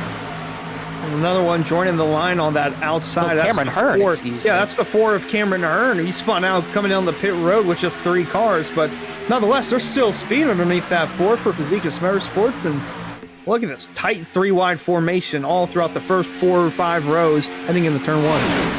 It's hard to express the amount of precision that's needed to do this lap after lap after lap. At Talladega, you wouldn't think a whole lot of this, but at Daytona, this is a narrow racetrack to have 3 cars wide, doing 185 plus miles an hour all the way around. Just have a look at this average speed of Scully's last lap, 187.8 miles an hour average around this racetrack, almost 190 average at his best. So the pace is fervent, and the amount of precision this takes is just unbelievable. Yeah, incredibly tough, especially with how close the drivers on the bottom have to be to that apron. At any point, someone like Scioli, Jake Nichols, Senesac, they could clip the apron accidentally and it's everyone gone. You got to be careful. Big run on the top. Beckner could get clear. He's going to go all the way. He's going to get to the middle. He's not going to go to the very bottom of the racetrack because Poole and Yaroshak are going to try to work together to get in front of a 27 as well. As Beckner tried to check up the 8, he really might have. Slaughter's weaving here. Middle line was stacking up there, and the outside lane going to try and take advantage of that. Poole, Yaroshak, and the 4 of Hearn leading through, and now Poole's going to go ahead and lead the middle, and he can go down to the bottom if he wants to. Tight racing up here for the lead. Here comes Scioli on the bottom with Weishart pushing. Actually, that's the 73. Whoa, wiggle, big wiggle. Oh, big push. My gosh. JT Poole's working the wheel right now, and he was relaxed earlier, but you can just see the intensity's picked up a little bit just in the body language there, a little stiffer than he was. 47 laps in, we're past the halfway point now. Go, go, go. 8 drops in line ahead of Weishart. Get all of them down in line. I wonder if they're planning on an even earlier pit stop potentially to counter these low money teammates. As it's now Poole and Beckner alone in the middle. I think this brought some Stafford in behind them now, but laying off them a little bit. Yaroshak and Cameron Hearn still trying to fight to get back to the middle themselves, but they're losing steam on those top 2 lanes, and Scioli's almost back to the lead. And still the 2 drivers on the outside heading towards the front. Yaroshak and Cameron Hearn. Now they got a 3rd car that's looking to join them. It's a bright white car from what I can tell. Looking to make their presence felt. Yep, and Yaroshak going for it. Lines up with JT Poole. That will work out. Cameron Hearn now leading the outside lane with assistance from, who's that car in line? The powerhouse car. That is Ed Robertson. He is 2 laps down. Yeah, he's not in a fight for the lucky dog either. Excuse me to cut you off. Furness is at the very back in line for the lucky dog, so this is just, I guess, maybe to help teammates if they get up there. Coming through turn 4, and things seem to have calmed down for the time being. It's still the Low Dollar Racing teammates running 1, 2, even 3 now. Yaroshak, Poole, and Travis Beckner. Scioli, the first one, not a member of that team, running in the 4th spot. On board with the 6 of Justin Munsell. So it's a little more calm behind the steering wheel. He's got the 61 he's closing up on. That's Bronson Stafford. Yeah, after running 3 wide for so many laps, 2 wide is going to feel like a piece of cake. So this is a second to take a breath. Talk about strategy, talk about pit stops here. We're about 45 laps from the checkered next time by. And so a split down the middle there, that's what, 27-ish laps, Connor? So, well, look at the 61, Bronson Stafford to the outside. Going to split Beckner 3 wide, who's going to get sucker hold here, but he's got Munsell to assist him. Does anybody help the 61? Thought Munsell was going to go with him, but doesn't seem to be the case. I wonder if that was him wanting help or just knowing his temps are bad and just deciding not to even risk it. As we just saw what happened with the 88, no reason to risk it with still over 40 laps to racing to go. But as far as pit strategy, I think we're going to get only the 1 stop. Trying to see, we restarted around maybe lap 35, no, closer to lap 34, so I assume everyone's going to be going to around lap 65, but you could see those powerhouse cars or any other team try to pit around 55 to just get the pit stop done earlier. On board with the 3 of Ryan Hartz in the BetMGM Chevy Camaro, trying to get that outside lane back to the promised land, and Travis Beckner is doing just that, leading that lap by. Euroshack and JT Poole still leading the way on the bottom, but the 3 is getting closer and closer to that top 5. On the left-hand side of the screen, laps in stint since we've gone back green, or since really they've effectively come down to pit lane. So Scioli's got 25 laps on this tank of fuel. To go another 15 might be a push to get to lap 65, but I think you will probably want to leave a couple more laps there, maybe lap 60 to 62 perhaps, for a guy like Scioli, maybe Cameron Hearn, Jake Nichols, Brad Slaughter. They're all kind of in the same boat there. But for the rest of the field, about 19 laps on that tank of fuel.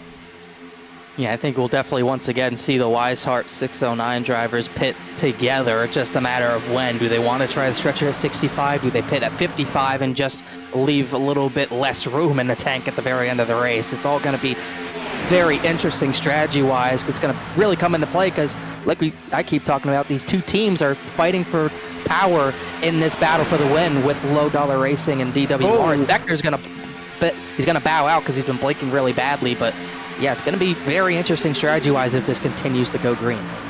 Yeah, that could have been bad there with Beckner in the 6 of Munsell, so he's just decided to go to the background. I'm not sure if the admins had any say in it. He's actually going to drop back in line, so it seems like there might have been the decision Beckner made. Nonetheless, it's going to give the outside advantage to the 6 of Justin Munsell, who's looking to lead his first laps of the day. He's going to go ahead and jump to the bottom. Here comes Cameron Hearn now, looking to lead way on the top. Oh, contact made between him and the 12 of Euroshack. That got a bit wild, and I think maybe for Beckner, if you're blinking and you're not getting the full effect of the draft because of it, it's not going to help you either to lead that line. So I think that was a smart decision to bail out. Cameron Hearn, wasn't he turned around backwards on a pit lane at the first pit stop? Here he is back in the mix here up front with Justin Munsell, with Connor Euroshack, with JT Poole. Cameron Hearn had such bad luck on Tuesday, was out early in that one, and almost was out early in this one as well, but he is fighting back in that number 4 Ford on the outside lane. And the leading car of the Blue Ovals as well, and he is a lonely driver out there as far as Fords are concerned.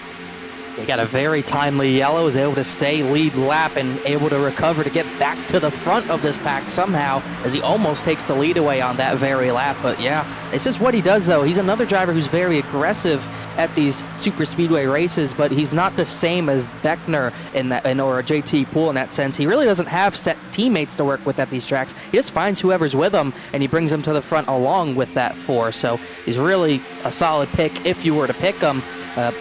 Already to the front that quickly is pretty impressive.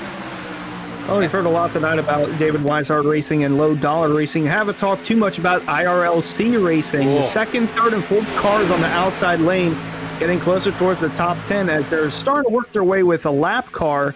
Going to make things tight, Kyle, as they go down the trial. Yeah, Ryan Hartz is one of those cars, and he had a big wiggle there. They're working by, I think that's the 65 of Ben Pierce, who's going to leave them plenty of space. There's Jeffrey Wilson. Oh, it is the 85. I thought I was looking at the 65. Thanks, Connor. 38th, and he is now the lucky dog car, first car one lap down, but John Furness is going to take that away from him.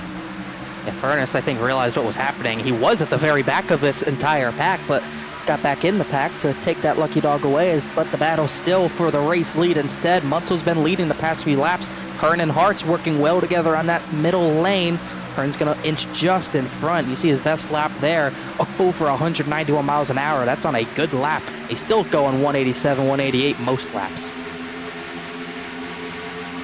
Going through turn 4, still side-by-side for a good portion of the field. So we're going to catch another lap car here in just a moment. No 3-wide racing yet, but just crossed through lap 55, so 40 more laps to go here from Daytona. Hearn leads the way, but here comes Therian on the bottom. Actually, Munsell on the bottom in the 6. Trying to figure out what that next car is on the chopping block. You couldn't get a good look at it just yet. Yeah, it's Casey Lakatos, multiple laps down. Watch the speed difference here. Like he's standing still. Has not been... Hart's back on the car. At least. Got a bumper. Yeah, and we were talking about how good of a speed weeks he's had after the front row start. Just nothing's gone his way this week. Finishes of 22nd and 18th. It's going to be another abysmal finish. Unfortunately, what was a really promising start is going to kind of not end up the way it probably should have for Lakatos. That shot down the backstretch with the 50 of Lakatos, that's how I view other people when I'm walking past them on the sidewalk. Like they're standing still. That's just the drastic difference in speed. Get out of my way. Why, if you're walking by yourself in a hallway, you shouldn't be in the center. You should be walking along the right wall. It happens in airports. It happens in schools. It drives me crazy. If you're by yourself or with your friends, why do you need to walk 5 people wide? Walk in pairs, 2 by 2, baby. Hunter just unlocked a pet peeve, I think. One of many. So, glad to get. Oh, we got a car almost spinning. Who was that in the 3? I think that was Sean Petchin. He hit the apron and was really out of whack way at the back of the field. They kept it straight, though. I didn't know. Oh, we got pitters at the front, though. A lot of people. I think that's the Weishart truck cars again. Sean Petchin, as you pointed out, having that slip up there. And he is one of the many drivers that will hit pit lane this time through, Connor, and there are plenty more.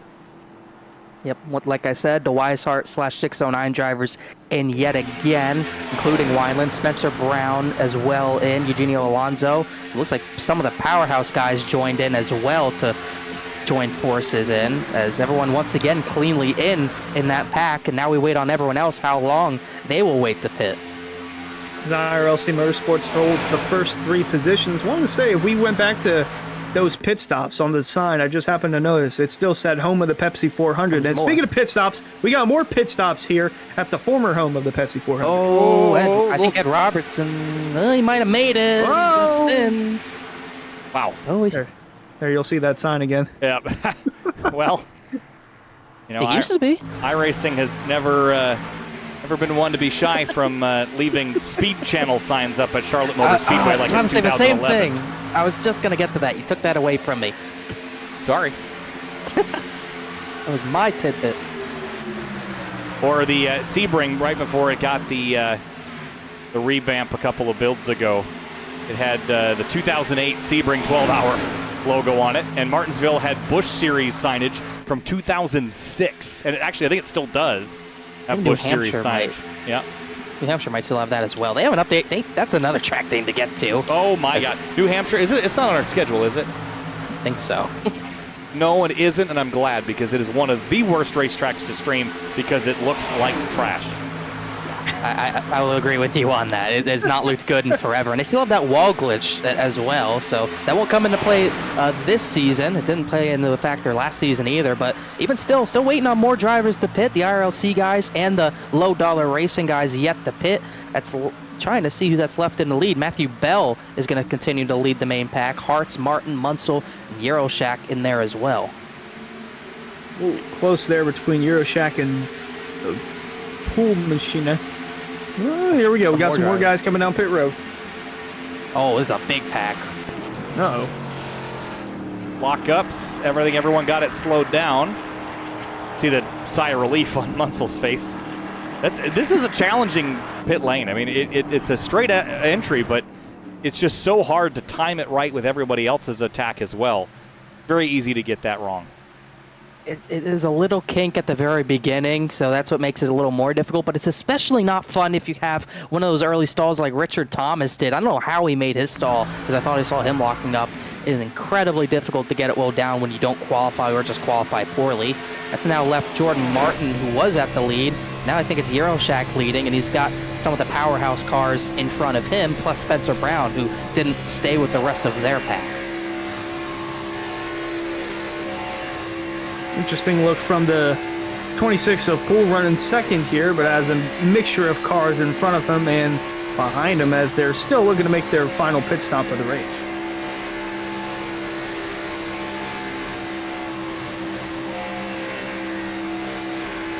In the chat about speed, reminded of the Speed Vision channel. I just remember knowing where I could watch qualifying and not have to think about it. Instead of having to go to the NBC Sports app for a playoff qualifying session. All I want is an app that I can pay for that has everything and is ad-free. I just want F1 TV, but NASCAR and IMSA, please.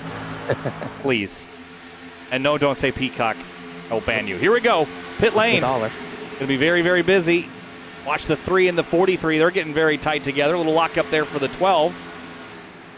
Going to be tight for Euro Shack. I'm not sure if he made it. It's going to be close. Looks like Low Dollar and IRLC joined forces. Matthew Bell cuts across about 3 drivers' bumpers there, but looks like everyone's going to get in their stall. This is kind of the ideal pack that you would want, a smaller pack like this to enter the pit road as this lead pack forms up again. It's going to be This is actually going to be the pack that cycles out to the front, and out of nowhere, Garrett Grant cycled out to the front. Garrett Grant, yeah, you're right. He is going to, that is odd. I don't know where did he come from. Yeah. So, well, here's what his night has looked like. Started 24th, ran as low as 36th, and no higher than 15th until this lap. 9th. And he's going to cycle even quicker than that as they pass this group on the bottom, in theory. This is a big part of what might happen here. Is there cars sideways in the background? And yes, there is. Big crash again, turn 1. And it looks like Swan's going to spin. Munsell and Delonte Ballard have crashed. Munsell's trying to climb the banking there. Delonte Ballard got a big piece of it. That is a huge break for Low Dollar because they just came off the pit road and they're going to assume the lead. Let's have a look at it. Saw it in the background. Oh, what happened? Oh, wow. Ballard lost it. That is odd. Ooh, big hit there. It was just these two, I believe. They managed to contain it amongst themselves, but that was very strange looking. So Ballard swoops up, and yeah, it just comes, the rear end comes out. We saw that earlier. I forget who it was, but they caught it, and this time Ballard was not able to catch it, and there's just nowhere for Justin Munsell to go. No, Munsell didn't really do anything wrong there at all, and that is surprising to me.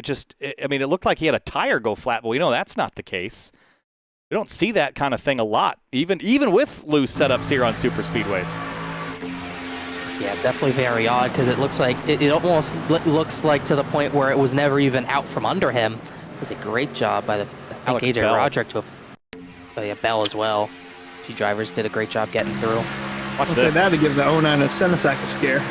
Oh yeah. Oh, that was great. Slam that thing down on the apron. Welcome back to Sim TV, Alex Bell. Yeah, it's been a while since we've seen him on here, but watch how aggressive he cranks this NZXT car onto the apron. Bam. I think in real life that is hurting the car. He's even might have gotten door damage from it. He did get damage from it. Wow. But that's much better than totaling a car. Everyone comes around out of turn 4, and we really shouldn't see any pit stops. Literally everyone had just come in for what would have been their final stop. So those Low Dollar guys, like we said, a huge break. They were coming off pit road. They were likely not to retain the lead. The yellow came out at a perfect time, and it looks like we are going to have takers. Nico Garcia on back. And that's actually a lot of cars. Definitely more than I thought. Yeah, I'm not exactly sure why. I mean, it's going to be 30 to go next time through, so I mean, if you didn't, I mean, you took tires last time, I'm assuming, Connor, so would you put 4 on again or just fill up the tank with fuel and make sure you're extra safe for a green-white checkered? I would think that they were safe anyway, but they seem to be content. They might have taken 2. It's possible they might not have taken 4 tires just to save the extra 2 or 3 seconds, so that could be a possibility just after seeing someone self-spin like that, wanting the fresher rubber no matter what. So that would be the only logic I would see, that and just having enough fuel for the green-white checkered if we were to get it, as might have issues. I mean, Poole and Beckner on the apron. If there's science to it, I don't know, but you never know.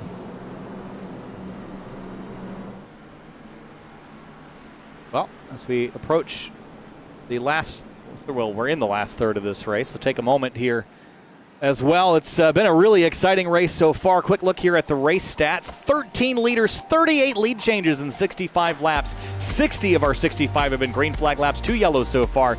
We are on our second, and the 38 holds the fastest lap of the race, and that should be the 38 of Jordan Martin, a 46.269. So that's your race analysis here so far. Race fans, be sure to check out rickshotsauce.com for some of the best hot sauces made locally in South Florida. Try the Loxahatchee Classic, Golden Garlic, Palm Beach Pineapple, or South Beach Heat. Follow the Rick's Hot Sauce Rookie of the Year battle in the Area Cup Series and see which driver will take home the $100 prize as the highest finishing rookie in the point standings. All right, 30 laps to go this time through, and let's reevaluate where we are as far as our picks are concerned. I picked the 27 of Travis Beckner, our Area 500 winner. He runs third. Connor, how's your pick doing? Miller, he's sat in 12th right now. Most of his teammates did pit, but I think they'll get back to the front to help him eventually. I still like my pick. Where's your pick, Hunter? My pick was in the wreck. Yep. No, it's not Justin good. Munsell. And I think his Are we night doing is a repick? I made my bet. I'm going to lie in it. Fair. Yeah, it's only a lap down. See if we can get body work put back on it, maybe get back out there. With this new damage model, can never really count anybody out all the way. These cars get repaired pretty completely. So maybe there's something to consider there. He's got some of it repaired. He'll need some lucky dogs to go his way. I don't even know if anyone did get the lucky dog, because it was drivers like John Furness who were a lap down. I think he might have stayed out to cycle back to lead lap, so that's a big break for the 28. And Robertson's going to be our only driver a lap down, besides drivers who were either heavily damaged or out of the race. Lakatos is 18 laps down, Anna Sogak out of the race with a blown engine, and Tom Bourne, I think, was the sole driver out of the race earlier from our first yellow. Well, it's go time on this restart, I think. So we put it in laps, that's one thing. We still got 30 of those to go. But, Hunter, I'm looking at the timer, and my timer counts down the estimated time to completion, 23 minutes. Yeah, that's what they want you to believe, but we might be here till 11 o'clock tonight. I mean, we could have caution after caution like we had Monday night, where we went almost the first 70 laps caution-free and then had nothing but yellows towards the end of it. But I don't know, we could see something different tonight, as the low-dollar cars are going to restart in both the inside and outside lane on the first row. Guess you're right. There's still an opportunity to slow that down. The pace has been good, though, so far, though. Only 2 yellows, and basically pretty evenly on the pit stop sequences as well, which is interesting to me. One right before the pit stop sequence and one right after. And we are inside the average last yellow. But, of course, that the average and the median, 2 different numbers, Connor. Definitely 2 different numbers, and I think we still got to look at the last wreck. I think that's what matters as we get through the Geico restart zone. Back green again, restarting with about 29 laps to go, and it's low dollar 1, 2, 3 right now. Some new players at the front, and Jordan Martin and Matthew Bell. Jordan Martin had a rough go this entire race, but has made the climb all the way inside the top 10. The cars are trying to get up to speed as they're rolling through turn 2 and head down to Daytona Superstretch. Sun is setting here at Daytona, and as the sun gets lower in the sky, so does the laps remaining on the ticker. Closing in on that 20 to go, and about 8 laps. And when that happens, ticker starts counting down and the intensity starts ratcheting up. JT Poole has been a dominant force tonight, has led 18 laps, but he hasn't led one in a long time. Jumps up to the outside, he's got his the number 12 car on the bottom, and through to the start-finish, JT adds the 19th to the list. It looks like they're going to be more aggressive with the blocking this run. Like you said, it's go time, so I can't blame them. The question is when that third lane is going to be formed and who's going to be the first ones to get up there. We've got a bunch of drivers weaving in and out. Jordan Martin's going to jump up. I don't think he wanted to go to the back, but he's going to fall back here. Mason Kane has found his way back to the front. Could have been a calculated move with his teammate, the 62 of Alex Weaver, although that didn't quite go to plan, and now he's got Cameron Hearn on his bumper. The middle lane's starting to get a little separated. Gonna have to try and reform things up and try to get a run going for that bottom, being led by Euroshack in the 12. Beckner holding strong, that second car on the bottom, and now here comes the other teammate from Low Dollar Racing, JT Poole, looking to lead the lap. And here comes JT again, doesn't quite get there to the outside of the 12. Watching the lane disorganization is ramping up here. The 4 has the 9 as Shane Therian behind him there. The 61 of Bronson Stafford. They just need to commit to that outside lane, and then they're going to get there. They have the speed. Oh, crash out of turn 2, way in the back. Multiple drivers in it, but no caution yet. Alex Bell is one of them. Alan Elwood has damage. No caution somehow. Let's go back and have a look at it. Oh, that was a big one, too. Elwood got that was a huge crash. Where is the caution? Bell's going to stop on track, but he still won't bring it out. Ben Pierce hits the wall in the Bell. That's what causes Elwood nowhere to go hard into the wall. Oh, look at Scioli. Wow. That's AJ Roderick, too. That's a champion's luck right there. I'm not sure how he got through that, but that has taken out a lot of players from this race. Not just because of damage, but because so many drivers have lost a draft because of that. Well, I think it's safe to say that we're not done with the yellows yet, but it's going to, I mean, how many laps will we click off before we get another yellow? It could be 15, 20 laps, and then we're out of them. This is getting dicey. There they go! The 27 gets turned across the front of the field, and that's going to be a big one. Weaver in it. Weaver almost flipped. That was Jake Nichols is totaled. Looks like Nick Massey. That was brewing from the very start of that restart. Let's have a look at it. It looked like Poole went the block, and there was just too big of a run to handle it. Did he block or did he just get, I mean, well, he went to the middle. I don't think it was a block, but that's just what I call it. He went to the middle to take that line, and it got him sideways. And then Euroshack went to the apron. I think the contact happens with maybe Alex Weaver and Mason Kane. Yeah, so the 26 is there. I think the 31 just got pushed by the pusher, you know, and then they get hooked together. Up. And then it was a Weaver and the 41, Nico Garcia. 41. Yes. Yeah, they were just checking up from that. And one bad bump could create a whole disaster, and we just saw that unfold right in front of us. So see the 9 of Shane Tyrion. He got away minorly unharmed, gets a little scrape of the wall into the back of the 73, and then more drivers just pile in. And watch the 66 of Wineland right here shoot the gap. Oh man, I think he got Tom through Bourne. Tom Bourne just came out of pit road to have to avoid that as well. Wow, that was a big look at all the cars everywhere on the racetrack. That was everybody scattering. I don't know how. I could have swore Jeremy Miller, my pick, was in it, but somehow he wasn't. But that's definitely going to take some players out of this one. Just even if they don't have a lot of damage, a lot of drivers are going to lose some track position that they might not be able to recover from because of that. Yeah, that was a big mess here.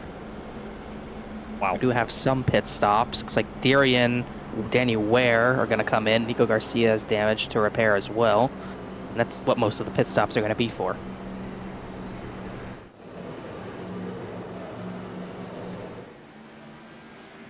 So you were saying, Hunter, about yellow flags? Yeah, they can come in a hurry. They can come in a bunch, or they can not come at all. It is important to note that the average last caution was 32 to go. We were within that window, but that's because the first two seasons, last yellows came out with 72 to go in season 1 and 50 to go in season 2. But the last two seasons, we've had overtime finishes in both, and it feels like we're shaping to have a third straight season opener with an overtime finish. Travis Beckner was up front for a lot of time tonight. Although, as I understand it, the damage shouldn't really be all that bad. It should just be left side door damage. And again, with this new damage model system, I don't think that's going to be all that consequential for the 27 Calusa Pines car. Yeah, he should be fine. The big losers in that are going to be Jake Nichols, Alex Bell, who's in the crash before that didn't trigger the yellow. Garcia and Danny Ware have a big damage. The 56 of Roderick in the previous incident. And Nick Massey got a big hit in that crash as well. So there's definitely some drivers who might not be able to recover from this. Yeah, how about Mason Kane holding strong in the 4th spot? He was up front with his low-dollar racing teammates, led a lap, and was like, all right, I've had enough, moving to the back. And he's kind of been quiet for the majority of the race since the beginning, but he's quickly found himself back inside the top 5 in the closing laps of the Florida State Builders Area Pro Series Season 5 Open. So under yellow for the 3rd time now. Race fans, fall is here, and before you know it, so will winter.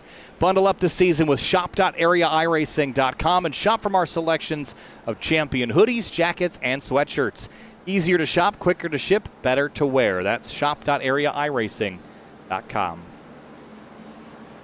Bundle up for sure. It was about balmy 72 today here in Chicago. It's like 78 in Myrtle Beach. But we're getting close to crunch time as far as the weather is concerned. Yeah, the weather up here is starting to get back up in the 80s for some reason. I mean, I've had a cold for like a week, so in my case, it's already here. All right, so we've had a couple retirements by this point. Some cars that have a lot more damage than others, and one of those cars, Alan Elwood, unlucky, and that has kind of been the story as of late with him. Yeah. extremely unlucky last season. He was so fast a lot of his season, just couldn't get that win. He'll likely be done. Alex Bell is also going to be out. He was looking very strong at times. Looks like Ben Pierce, he's not out of a race, but extremely totaled number 65 after causing that incident that did not bring out the yellow. Looks like the only drivers who are completely off track for the time being are Bell, Elwood, and just Anna Sogak. And as I say that, Anna Sogak actually finally got the engine repaired, so just make that Bell and Elwood for now.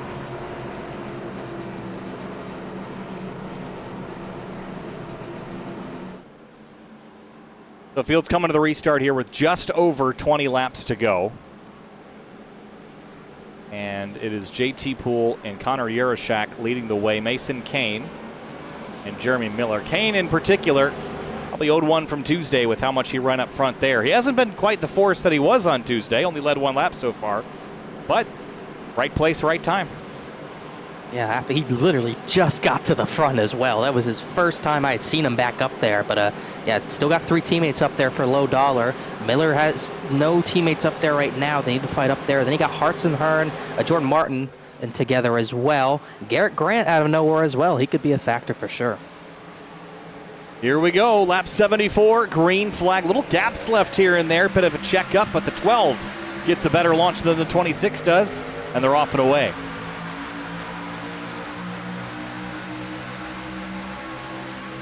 See what the strategy is for low dollar. They have Miller in there. Would likely don't want him really in the fray between these 3, as they're going to stay pretty even out of turn number 2 with all 3 on the bottom, bumping harshly as everyone tries to get to the bottom, and whichever lane wants to go, they're trying to get into, but still dead even down the back. Yeah, outside lane trying to get a little bit of an advantage. JT Poole with Mason Kane pushing through, but that bottom of Euroshack and the 30 of Jeremy Miller, boy, they've got something going. There's a 1-car breakaway, maybe a 2-car breakaway by the time they get out of turn 4, but the 12 still leads it. Connor Yarashak leads another one. He's been up front enough to lead 14 laps tonight. Jeremy Miller hasn't led any, and he's right there in tow in that second place on the inside line. Through turns 1 and 2 again. And clear. Coming to 20 to go next time by. So when is go time? It feels like it's soon. Miller to the outside ahead of JT Poole. I see how Junior struggles with this now. This is tough to see Miller battling at the front, but he gets to the front to try maybe lead his first lap. I'm shocked Poole didn't split him to the middle because he's got Kane behind him if he wants it, but Miller is perfectly content with trying to lead this top lane. They doored for the lead right there. These sideways, that's why you put Miller on your team. He's able to save it, but not able to lead this lap as that middle line lost a lot of ground because of that. I think it's go time. Definitely is go time. That third lane starting to kick in. You saw Brad Slaughter was leading the way. Now it's going to be looks like the 2 of Greg Mitchell. Outside lane, the 5 of Grant. He was basically sideways on that outside lane, and he did not have a lot of room to catch it. There's lots of movement now here, guys. We're not going to make it the next 20 laps green. I don't think we're going to make it the next 5 laps. Miller's clear. Poole's clear. Who makes the first move to the bottom? Poole, I think he's going to go to the outside of Miller. He's going to go swooping to the very bottom. Big move. And he's able to keep it straight and get back in front of his teammate. Now Mason Kane's going to push Jeremy Miller. He had a loose move heading into turn 3 and is now going to take over as the race leader. 1 car went way below the apron. Not sure if he lost it on his own. Steve Durham still going green here, but oh my goodness, what a move from JT Poole. And now here comes the 12 of Euroshack on the bottom. Oh, not a good time to blink. Not a good time to blink. And, he's going to crash. Yep, oh boy, and it's going to wad up the rest of the field with it. Oh man, there's all sorts of issues going on. Gaioli, Jeffrey Wilson, Slaughter. That was the worst time for him to blink, and the JT Poole gets destroyed because of it.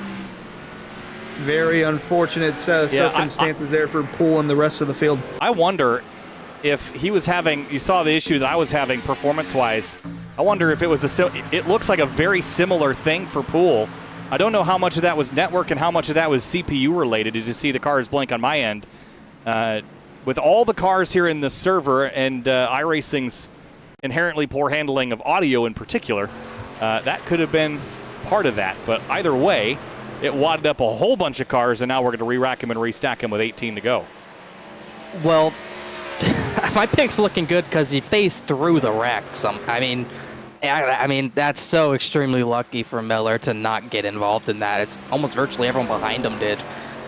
Greg Mitchell's, I think, up to 5th because of it. Rabel, Furness, so many guys at the back have avoided it and gotten to the front. But that definitely took out a lot more drivers. I think Senesak's totaled through it. I think Beckner might have gotten into it again. Matthew Bell as well. I mean, that was a huge, huge crash. Yeah, and again, Slaughter's totaled as well. His car was actually underneath of the 26 of pole, but man, just the unfortunate circumstances for the rest of the field. Yeah, and again, for those watching on the broadcast, that's not a network-related issue. That is an iRacing specific problem with large grids, and more specifically, a lot of people in a server. So it's not the internet that's the problem there. And I have to wonder if that was part of Poole's issue. And it seems like it's been happening to a lot of different people, Connor. Maybe network instability. Just when you have servers that are this packed full, it is hard on systems and on iRacing. Yeah, I mean, this is almost like a lot of drivers might not even be used to drawing this many cars as well. I mean, there are not many leagues, even for Daytona, there are not many leagues that you're going to get a full 43-car field. And we're not eliminating cars. We still have probably 40 cars on track, so it's going to happen to a lot of drivers no matter what, because of how tough it is to make the sim run well with all these cars. As so many drivers hit pit lane to repair damage. And you can't just not draw them. It's a super speedway track. You need to see all the cars. Yes. This is definitely going to change things up as far as the team game. It's all been low-dollar racing, but you still got Euroshack and Mason Kane up there. But as far as David Weishart Racing, I don't think anyone's going to get up to help Jeremy Miller. Jake Nichols has gotten to 11th, and Weishart 12th. But that might be it. The Scioli took a big hit. Senesak took a big hit. It's starting to become less of a team game with the more crashes we get and more of just every man for himself, which is what we're accustomed to seeing. A couple of teammates still up there as well, with Cameron Hearn 4th, Greg Mitchell 7th, and then you got the IRLC teammates in Jordan Martin and Ryan Hartz 5th and 6th on the track. And I mentioned Chris Rabel, John Furness, Brandon Bowie. Haven't heard of those guys all race long, and towards the end of this one, they're in the top 10 after avoiding the big one.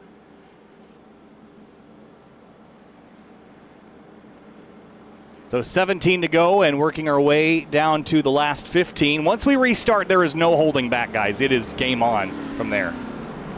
Yeah, and we're not done. I hate to say it, but we're definitely not done. It's just going to get more and more crazy. I mean, we saw how crazy it got there. I think if JT Poole didn't have his performance issue there, we weren't going to make it any more corners at all. It was getting rowdy with the bump drafting and everyone trying to block each lane. That was getting incredibly wild. It's only going to ramp up from here with some of the aggressive drivers we have at the front now, so this is nowhere far from over. Do you think if that happened on the straightaway, things would have turned out better for the rest of the field? I don't think so. I think we still would have had, it might have been less drivers in it, I will say that, but I don't think you're avoiding that with two drivers phasing into one another. So 1 to green here. And we will be restarting with 15 laps to go.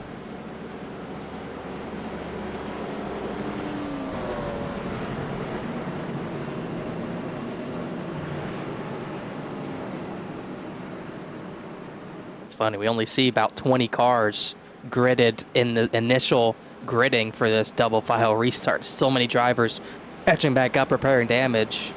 JT Poole's not going to make it back into this race.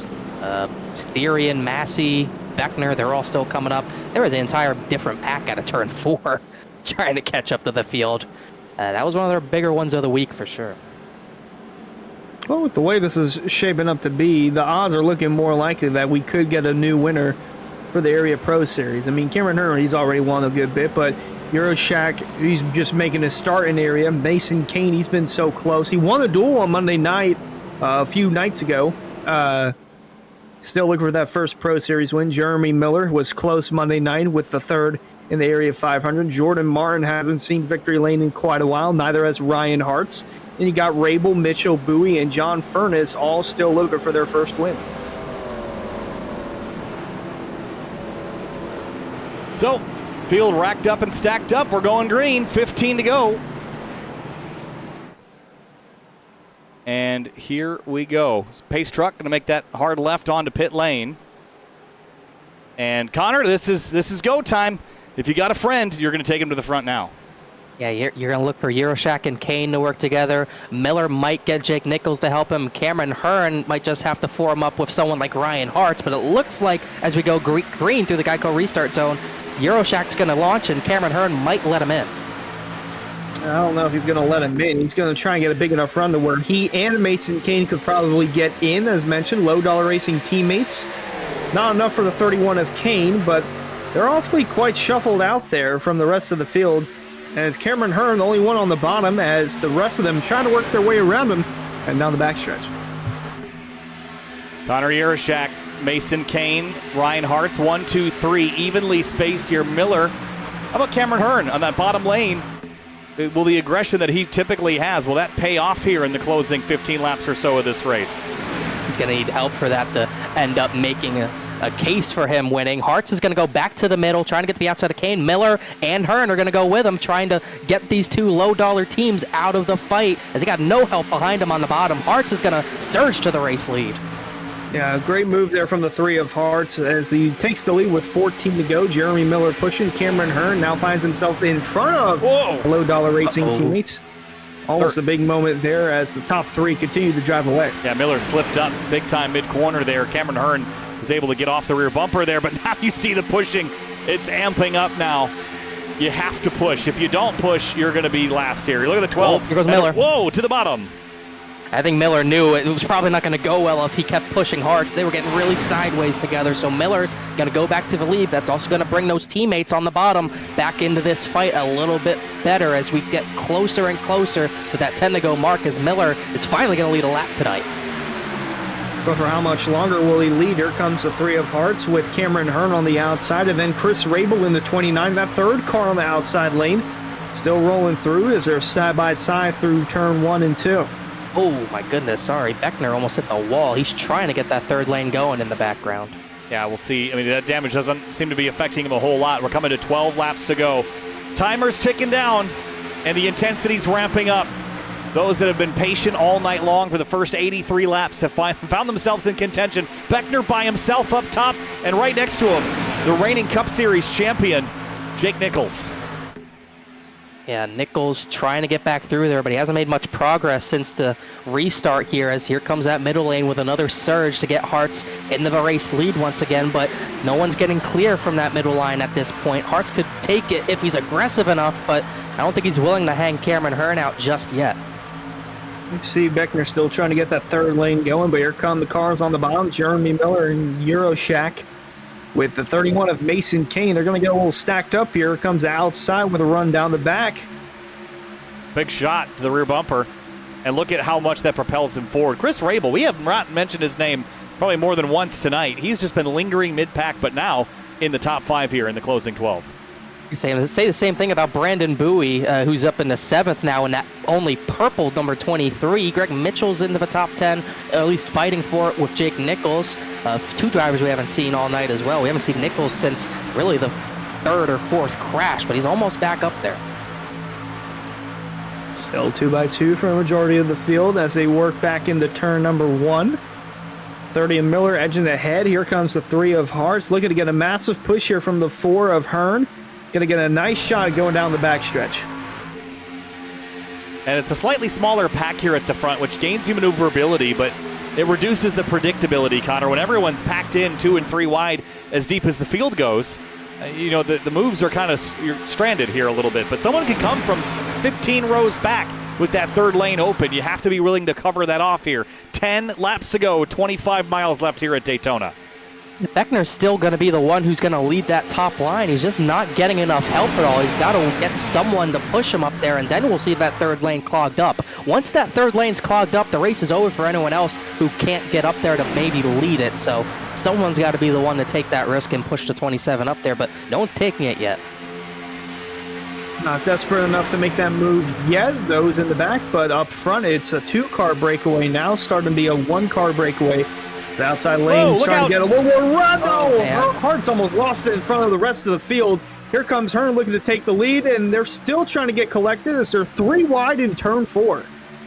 Yeah, Hart's got knocked out of the way there as they kind of that shot to the rear bumper of the 30 ricocheted forward into the 3. He went onto the apron, was able to gather it back up, but now the 4 of Hearn goes to the top side, and it is a pair of Ford Mustangs that had the nose ahead for at least a moment.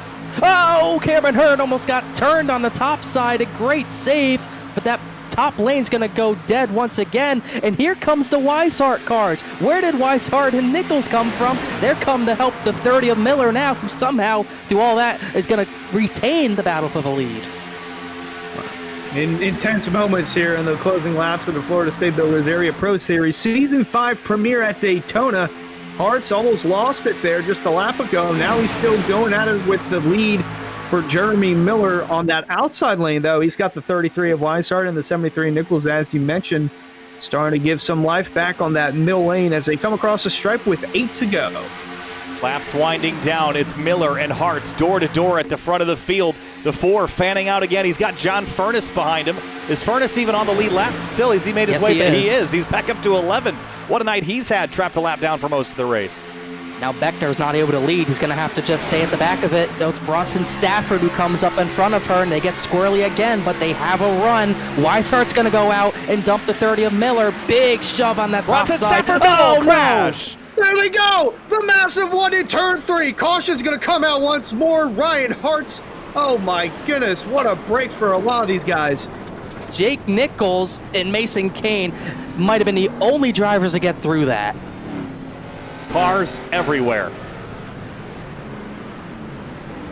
A bad break for the rest of the field heading into turn 3. Massive one unfolding at Daytona.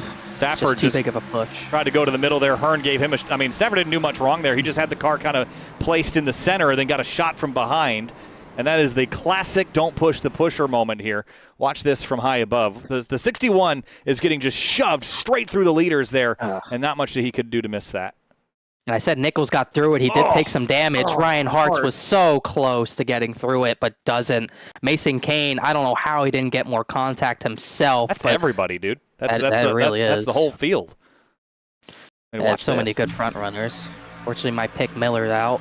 He had nowhere to go, but just domino effect. And Mason Kane was really the only driver up front that got through without any contact. Let's ride on board and see what he saw. Oh, he did get a little bit from the 73 there. Oh my God! Look at that, though. I don't know how much damage Jake Nichols got out of it, though. I think he might be able to stay. He does have a left rear is not looking good. So even though those two might have damage, I don't think they have a choice but to stay out under 5 to go. I mean, compared to what everyone else has, they have pristine showroom quality cars in comparison. So I would take it and run. Definitely got to take what you can get. We're inching closer and closer to all that for Jake Nichols win territory, as we've done a few times, like Talladega Cup last season, as a few drivers with extensive damage are going to have to pit. But look at the players quickly that we have now. It's Mitchell, not Mitchell, but Nichols and Kane, then Greg Mitchell.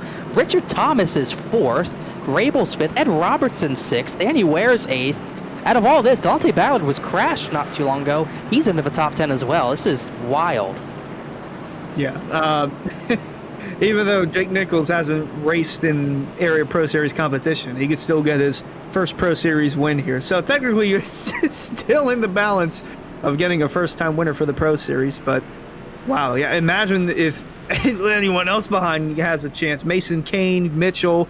I mentioned Richard Thomas. Hasn't been in the area in a while, but glad to see him back and with an opportunity to still win. Definitely has an opportunity at that. And look at all the cars. I mean, Greg Mitchell, that thing's torn to pieces. Richard Thomas, we haven't mentioned his name once other than the grid. And, I mean, look at this night.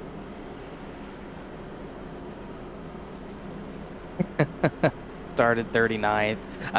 Low 47th makes sense. Thankfully, I think he's one of those drivers who was chartered in, even with a poor qualifying effort, and he finds himself with an insane chance to maybe steal a win here. How about Ed Robertson? Robertson was 2 laps down at one point, Quite a chaotic race for him, and he's still looking for a win. Hasn't had a win in a while. Got to go back to season 2 at Dover when Ed Robertson won his first and only win in the Pro Series. That's 2 Cup wins as well, but it's been a while since that 64 has been in victory lane. Guys, look who's 11th. Justin Munsell. Wasn't he? What? My pick still has life. Oh my God, many he laps is 11. down? Well, I mean, what happened? He came back. I did see him come back out on track before he took the green after his crash. He got back on the lead lap, and he's got a chance at it on the 6 and the 9 car side by side. That's exactly what everyone wants to see. Is Shane Therian's still going to be in this? The Therian's avoided everything pretty well tonight. I really haven't seen him in any crashes, but he does have some damage. But yeah, how about Munsell? I can't believe he's still alive. Well, I did say I made my bet. I'm going to lie in it. Mine you pretty good did. right now. Yeah, now you're gonna lie in it. Oh no! What do I have? My pick crashed from the lead. Well, and my pick's all the way down in 22nd spot or so. 27? Oh, 20th. Yeah, he got a lot of damage out of that. I had to turn down visible cars to alleviate that problem, so my timing and scoring beyond about 25th is not going to be a whole lot accurate. Just hang tight with that. That's the only way you can get the sim to stop doing that is turn down the max cars, but of course it then stops calculating all of their positions. And it's a very disruptive problem to have as a broadcaster, more so than it is as a driver. So I'm just feeling very validated that it happened to somebody other than me. Because you're pushing the limits of the sim while you're broadcasting and streaming at the same time in more of a way than you would while driving. But it seems like JT Poole did confirm that it was a CPU-related issue and not networking, which confirms my theory I had earlier. I'm sure he's not relieved to know that it's an issue. I mean, I'm not relieved about it either. I'm just relieved that of course. I can go back to Kevin and give him the replay and say, hey, this is still broken. So Kevin Zoo, shout out to him. He's Kyle's guy on call, basically. Well, if he could fix my problem, that'd be cool. He hasn't done that yet, but he at least is picking up the phone. So this is going to be a crazy restart here to get back to the race quickly. We got guys at the front with damage. Nichols, a bad rear bumper. Yeah, they're not formed up yet at all either. No. Well, they're going to restart regardless. If we get any yellows, it's overtime, and we only get one shot at it. Here we go. 4 laps to go from Daytona. Whoa, the 8 immediately to the high lane. I can never memorize if there's a lane changing rule or not. I don't think there is, but I don't know for sure. But it's going to be interesting with the damage. Nichols has bad rear bumper damage. It's going to be hard to push him for Greg Mitchell, who has right front damage. Yeah, all the undamaged guys are still in the mid-pack. Yeah, the damage to the aero isn't as big of a deal as to the bumpers where they connect. That's the bigger problem, as you pointed out, Connor. But no issues for Mason Kane, getting shoved through clear by the 37 of Richard Thomas. And there's Ed Robertson, and he is also on the lead lap. How did he get back there as well? I'm not sure, but Kane went to the bottom. Richard Thomas didn't go with him. Big wiggle. The 37 qualified 47th on time, and he's going to go to the race lead. Oh, they're stacking up on the bottom, but here comes that third lane being led by the crash. Steve Durham. There goes the one of Durham on the pit road. They're still green. 3 laps to go. Beckner's around. They're still wrecking at the tri-oval. Still green. There it is. My gosh. My gosh. Oh, my goodness. And I don't know how they didn't wreck more. We will go into overtime, and this race will go extra distance. And look at the front, too. Richard Thomas, Ed Robertson, and Shane Therian might have gotten a third in all that. Yeah, I won't be able to bring a replay up with that because those cars dropped out of my viewable window. So we just saw the two get together. Someone shot to pit lane, and then it just stacked up, and they went from there. That was Steve Durham who spun the pit lane. The car in the wall, I'll just let you know, was initially Ryan Swan. Then Beckner had gotten turned into the wall because of just everyone stacking up with the 54 in the middle of the track. I think Spencer Brown got in it as well. Ben Pierce got more damage. Alex Weaver as well. Miller avoided. But, yeah, really, really wild. And we're not even anywhere close to done because it is so wild at the front. The top 3 drivers started 34th or worse, if that puts into perspective how crazy this is. Yeah, what an insane ending this is going to turn out to be. We're going to get a surprise winner, it feels like. Got Richard Thomas up there. Ed Robertson hasn't won a Pro Series race in Season 2. Shane Tyrion, he's won here twice at Daytona. He's looking for a third win. Mason Kane hasn't won yet. Danny Ware, Matthew Bell, and then still got Jake Nicholson there running in 7th. This has been one crazy race, Kyle. We had 2 yellows in the first 80 laps, and since then we've had 4 additional. So it has been a pretty wild tail half of this race. 80 of our 94 laps have been great. Look at the leaders. 15. That's 51 lead changes. Almost half the field. Over a third of it. That's incredible. I mean, Kyle Petty. Kyle Petty, yeah. That's incredible. I've been saying it a lot lately, but you got to say it. I mean, this is the perfect time to say it. I mean, this has been so wild. And even through the guys we haven't seen all day at the front, Mason Kane, even with some damages, still 4th. We're still approaching all that for Jake Nichols' win territory. Brad Slaughter, he was in a crash much earlier, but he's repaired up to 8th. Yaroshack is back up to 9th. Okay, here's a problem, maybe. Just posing this out there. Ed Robertson has had 38 laps on this tank of fuel. I assume a lot of those are under yellow, but is that a cause for concern? How many yellow flag laps? I don't think it should be, as looks like someone's getting lucky dog, AJ Roderick. Yeah.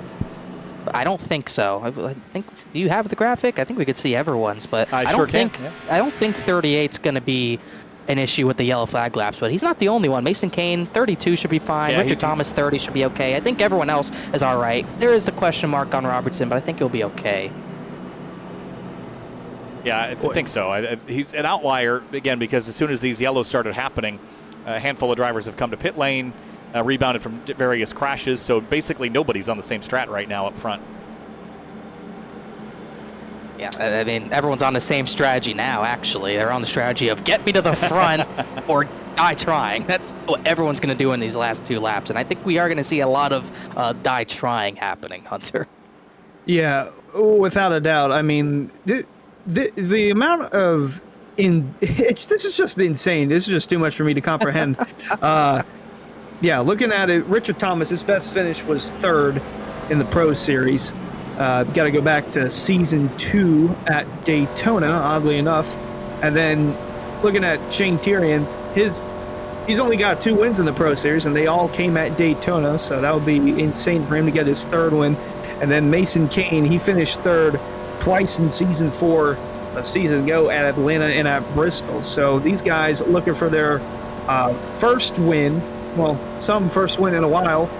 Thomas and Kane looking for their first win in general. Robertson hasn't won since Season 2, and Tyrion hasn't won since Season 3. And it looks like we're getting the 1 to go, Kyle. 1 to go. That will signify 2 to go next time by. And this is going to be, I think, we could end up with a driver winning this that has never won before. Some that are in their first start. And then Shane Tyrion running in 3rd. Many wins in this race before and just has managed to dodge all the accidents. And look at the 49, of course, those tribute liveries on the car tonight, lining up nose to tail here. What it would mean for them, it's not going to ease any pain, absolutely, but a distraction from the reality of the world, I think, at the very least. Yeah, like we've said, we have drivers who could get their first win. Tyrion has won, not in a long time in area, though, but I don't think any win he has gotten or would ever get again would ever top this if he can somehow pull it off. But he's going to have to get through Robertson and Richard Thomas. What a story it would be for Richard Thomas. I mean, he qualified on time, 5th to last. He didn't have a charter. He wouldn't be in the race. But I just can't say enough about how wild that is. Yeah, Thomas only had 5 starts back in Season 3 in the Pro Series, and he's back with the new Elwood Design Esports after Alan Elwood made the decision to come back to racing in the Pro Series with Danny Ware and Nico Garcia. So that would be incredible for Richard Thomas to come back and just kick off Season 5 with a win, Kyle. Yeah, absolutely. What a way to return. Mason Kane's hungry, though. Danny Ware's hungry. Jake Nichols, he's had plenty to eat, but I think he can still eat some more. He ain't done yet, that's for sure. Slaughter, the same thing. And Justin Munsell still 10th. Can't forget about him. All right, it is 5 miles to the finish. We either finish it under green or finish it under yellow. On Tuesday in the Truck Series, we had a green-white checkered, and we ran out the distance.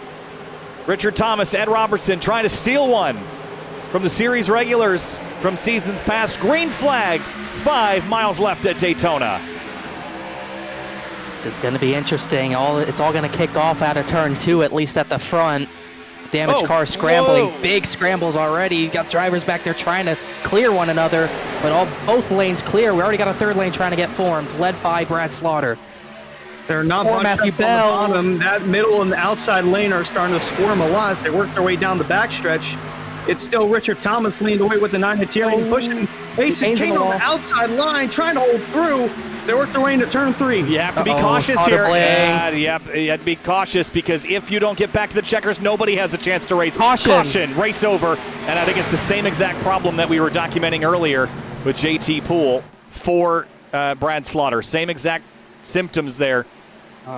Checkered flag next time by is the white and yellow wave together. Richard Thomas, if he can make it back around to the finish, will win this race. That's such an unfortunate ending, and like you said, I think it was the same thing. Slaughter was spun, but he was blinking and having that issue so badly that he spun and no one saw it, and it brings out the yellow anyways. So unfortunate. That was going to be a wild finish regardless, but what a story for Richard Thomas to take the checkered flag if he can get back around. Half a lap away from victory, and there you see the 9 of Tyrion and the 49 of Danny Ware. The Lewiston cars, man, they were so close. If they got to the white, I feel like one of them could have won this race. But nonetheless, still a strong showing in second and third, especially for the 9 of Tyrion. He contemplated not coming tonight and then made the decision to race with heavy hearts. So a strong showing for him and for Danny Ware in those tribute schemes. Richard Thomas out of turn 4. How about this stat? Only led 5 laps in almost all of them. Actually, all of them, I think, were under yellow. Turn 4, checkered flag here at Daytona. The season opening round. Drama, yellows, crashes, issues with the simulator. But Richard Thomas, after not making starts in 3 seasons, returns as a winner in season 5. Checkered flag, Richard Thomas wins at Daytona. And that party will go deep into the Daytona night. That is such incredible stuff as Ware and Tyrion come across the line together. Second and third, Tyrion fourth. Mason Kane stayed 5th through all that. That is what... It didn't end under green, no, but it was still an incredible last few laps. Yeah, a lot of good stories inside the top 10. Ed Robertson a top 5 there. Mason Kane steals the top 5 as well.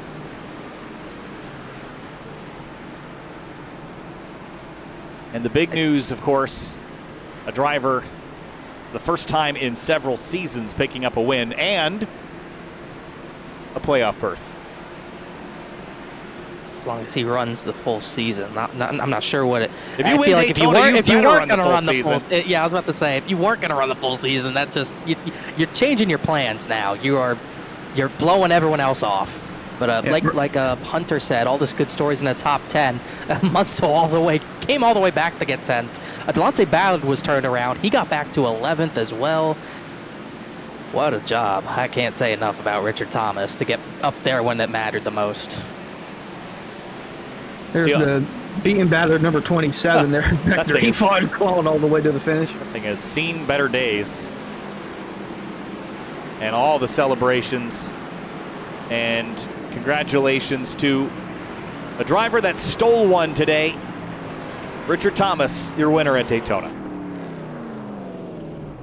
He will steal it and run to the bank with it for sure, as he very deservedly gets to do burnouts right on the outside wall. I wish the fans moved around more. Yeah, they're not super stoked. They don't seem very happy. You would think it's Denny Hamlin who won the race. Decidedly not. Let's have a look at our race results here. And Richard Thomas, your winner. Only one Ford, but we got one in there. Greg Mitchell in the top 10. And there's a look at down the rest of the list as we finish things off here from Daytona. Thomas, Terrian Ware, Robertson, Mason Kane, Jake Nichols, Matthew Bell, Connor Urashak, Greg Mitchell, and Justin Munsell steals the top 10 there, Connor. What a drive for the 6 in particular.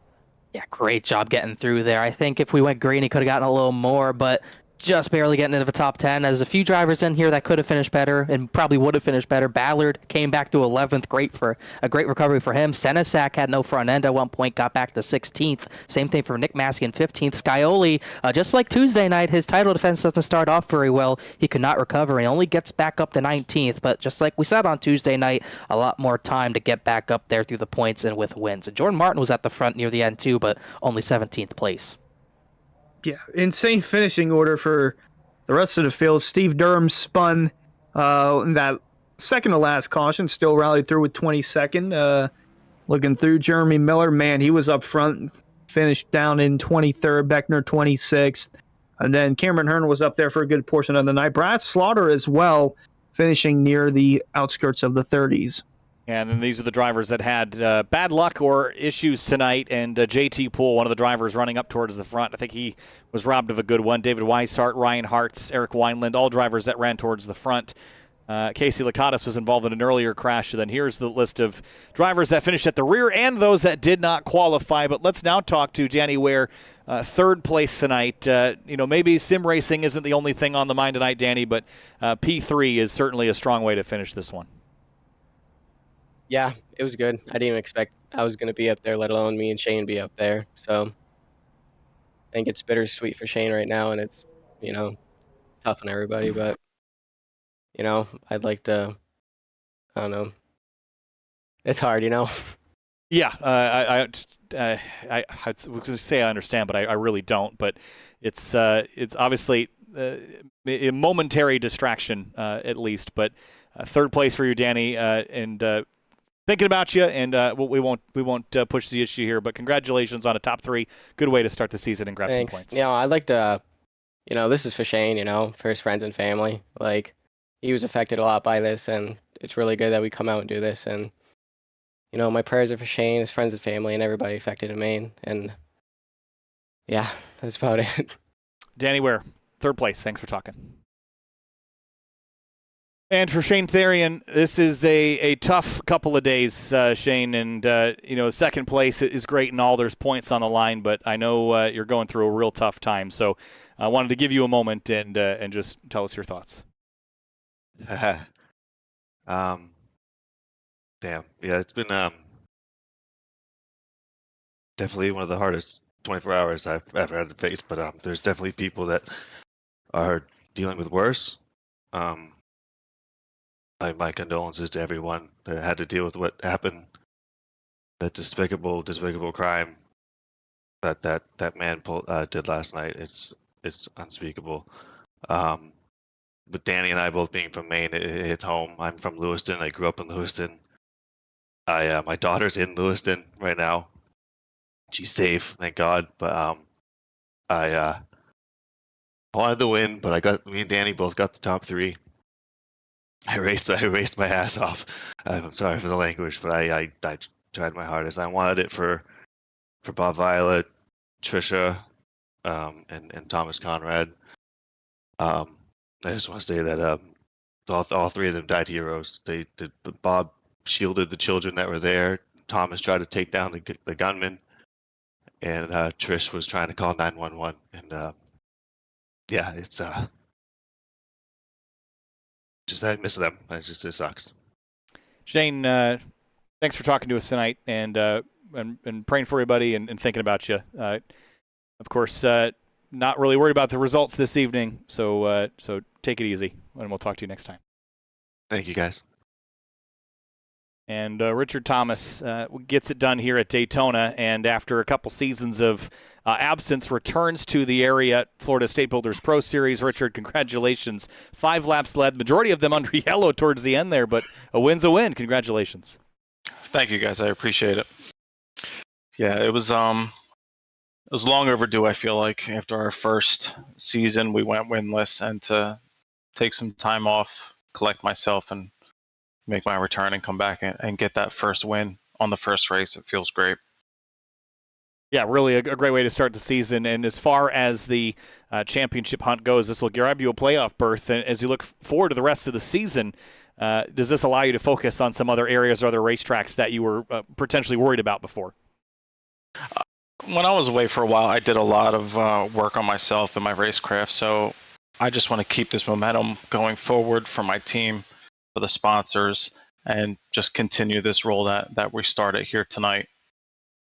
Richard Thomas wins at Daytona. As low as 47th is on my timing screen because of those that didn't qualify, but as high as first. So from the tail to the front, Richard, congratulations, and we'll talk to you next week. Well, thanks. I just want to thank Simrat Market and Roddick Racing Development for supporting me, along with Elwood Designs Esports. And this win is for Danny and Shane for everything that they're going through with their family, loved ones, and friends. This one's for them and the state of Maine. Thank you, guys. Thanks, Richard.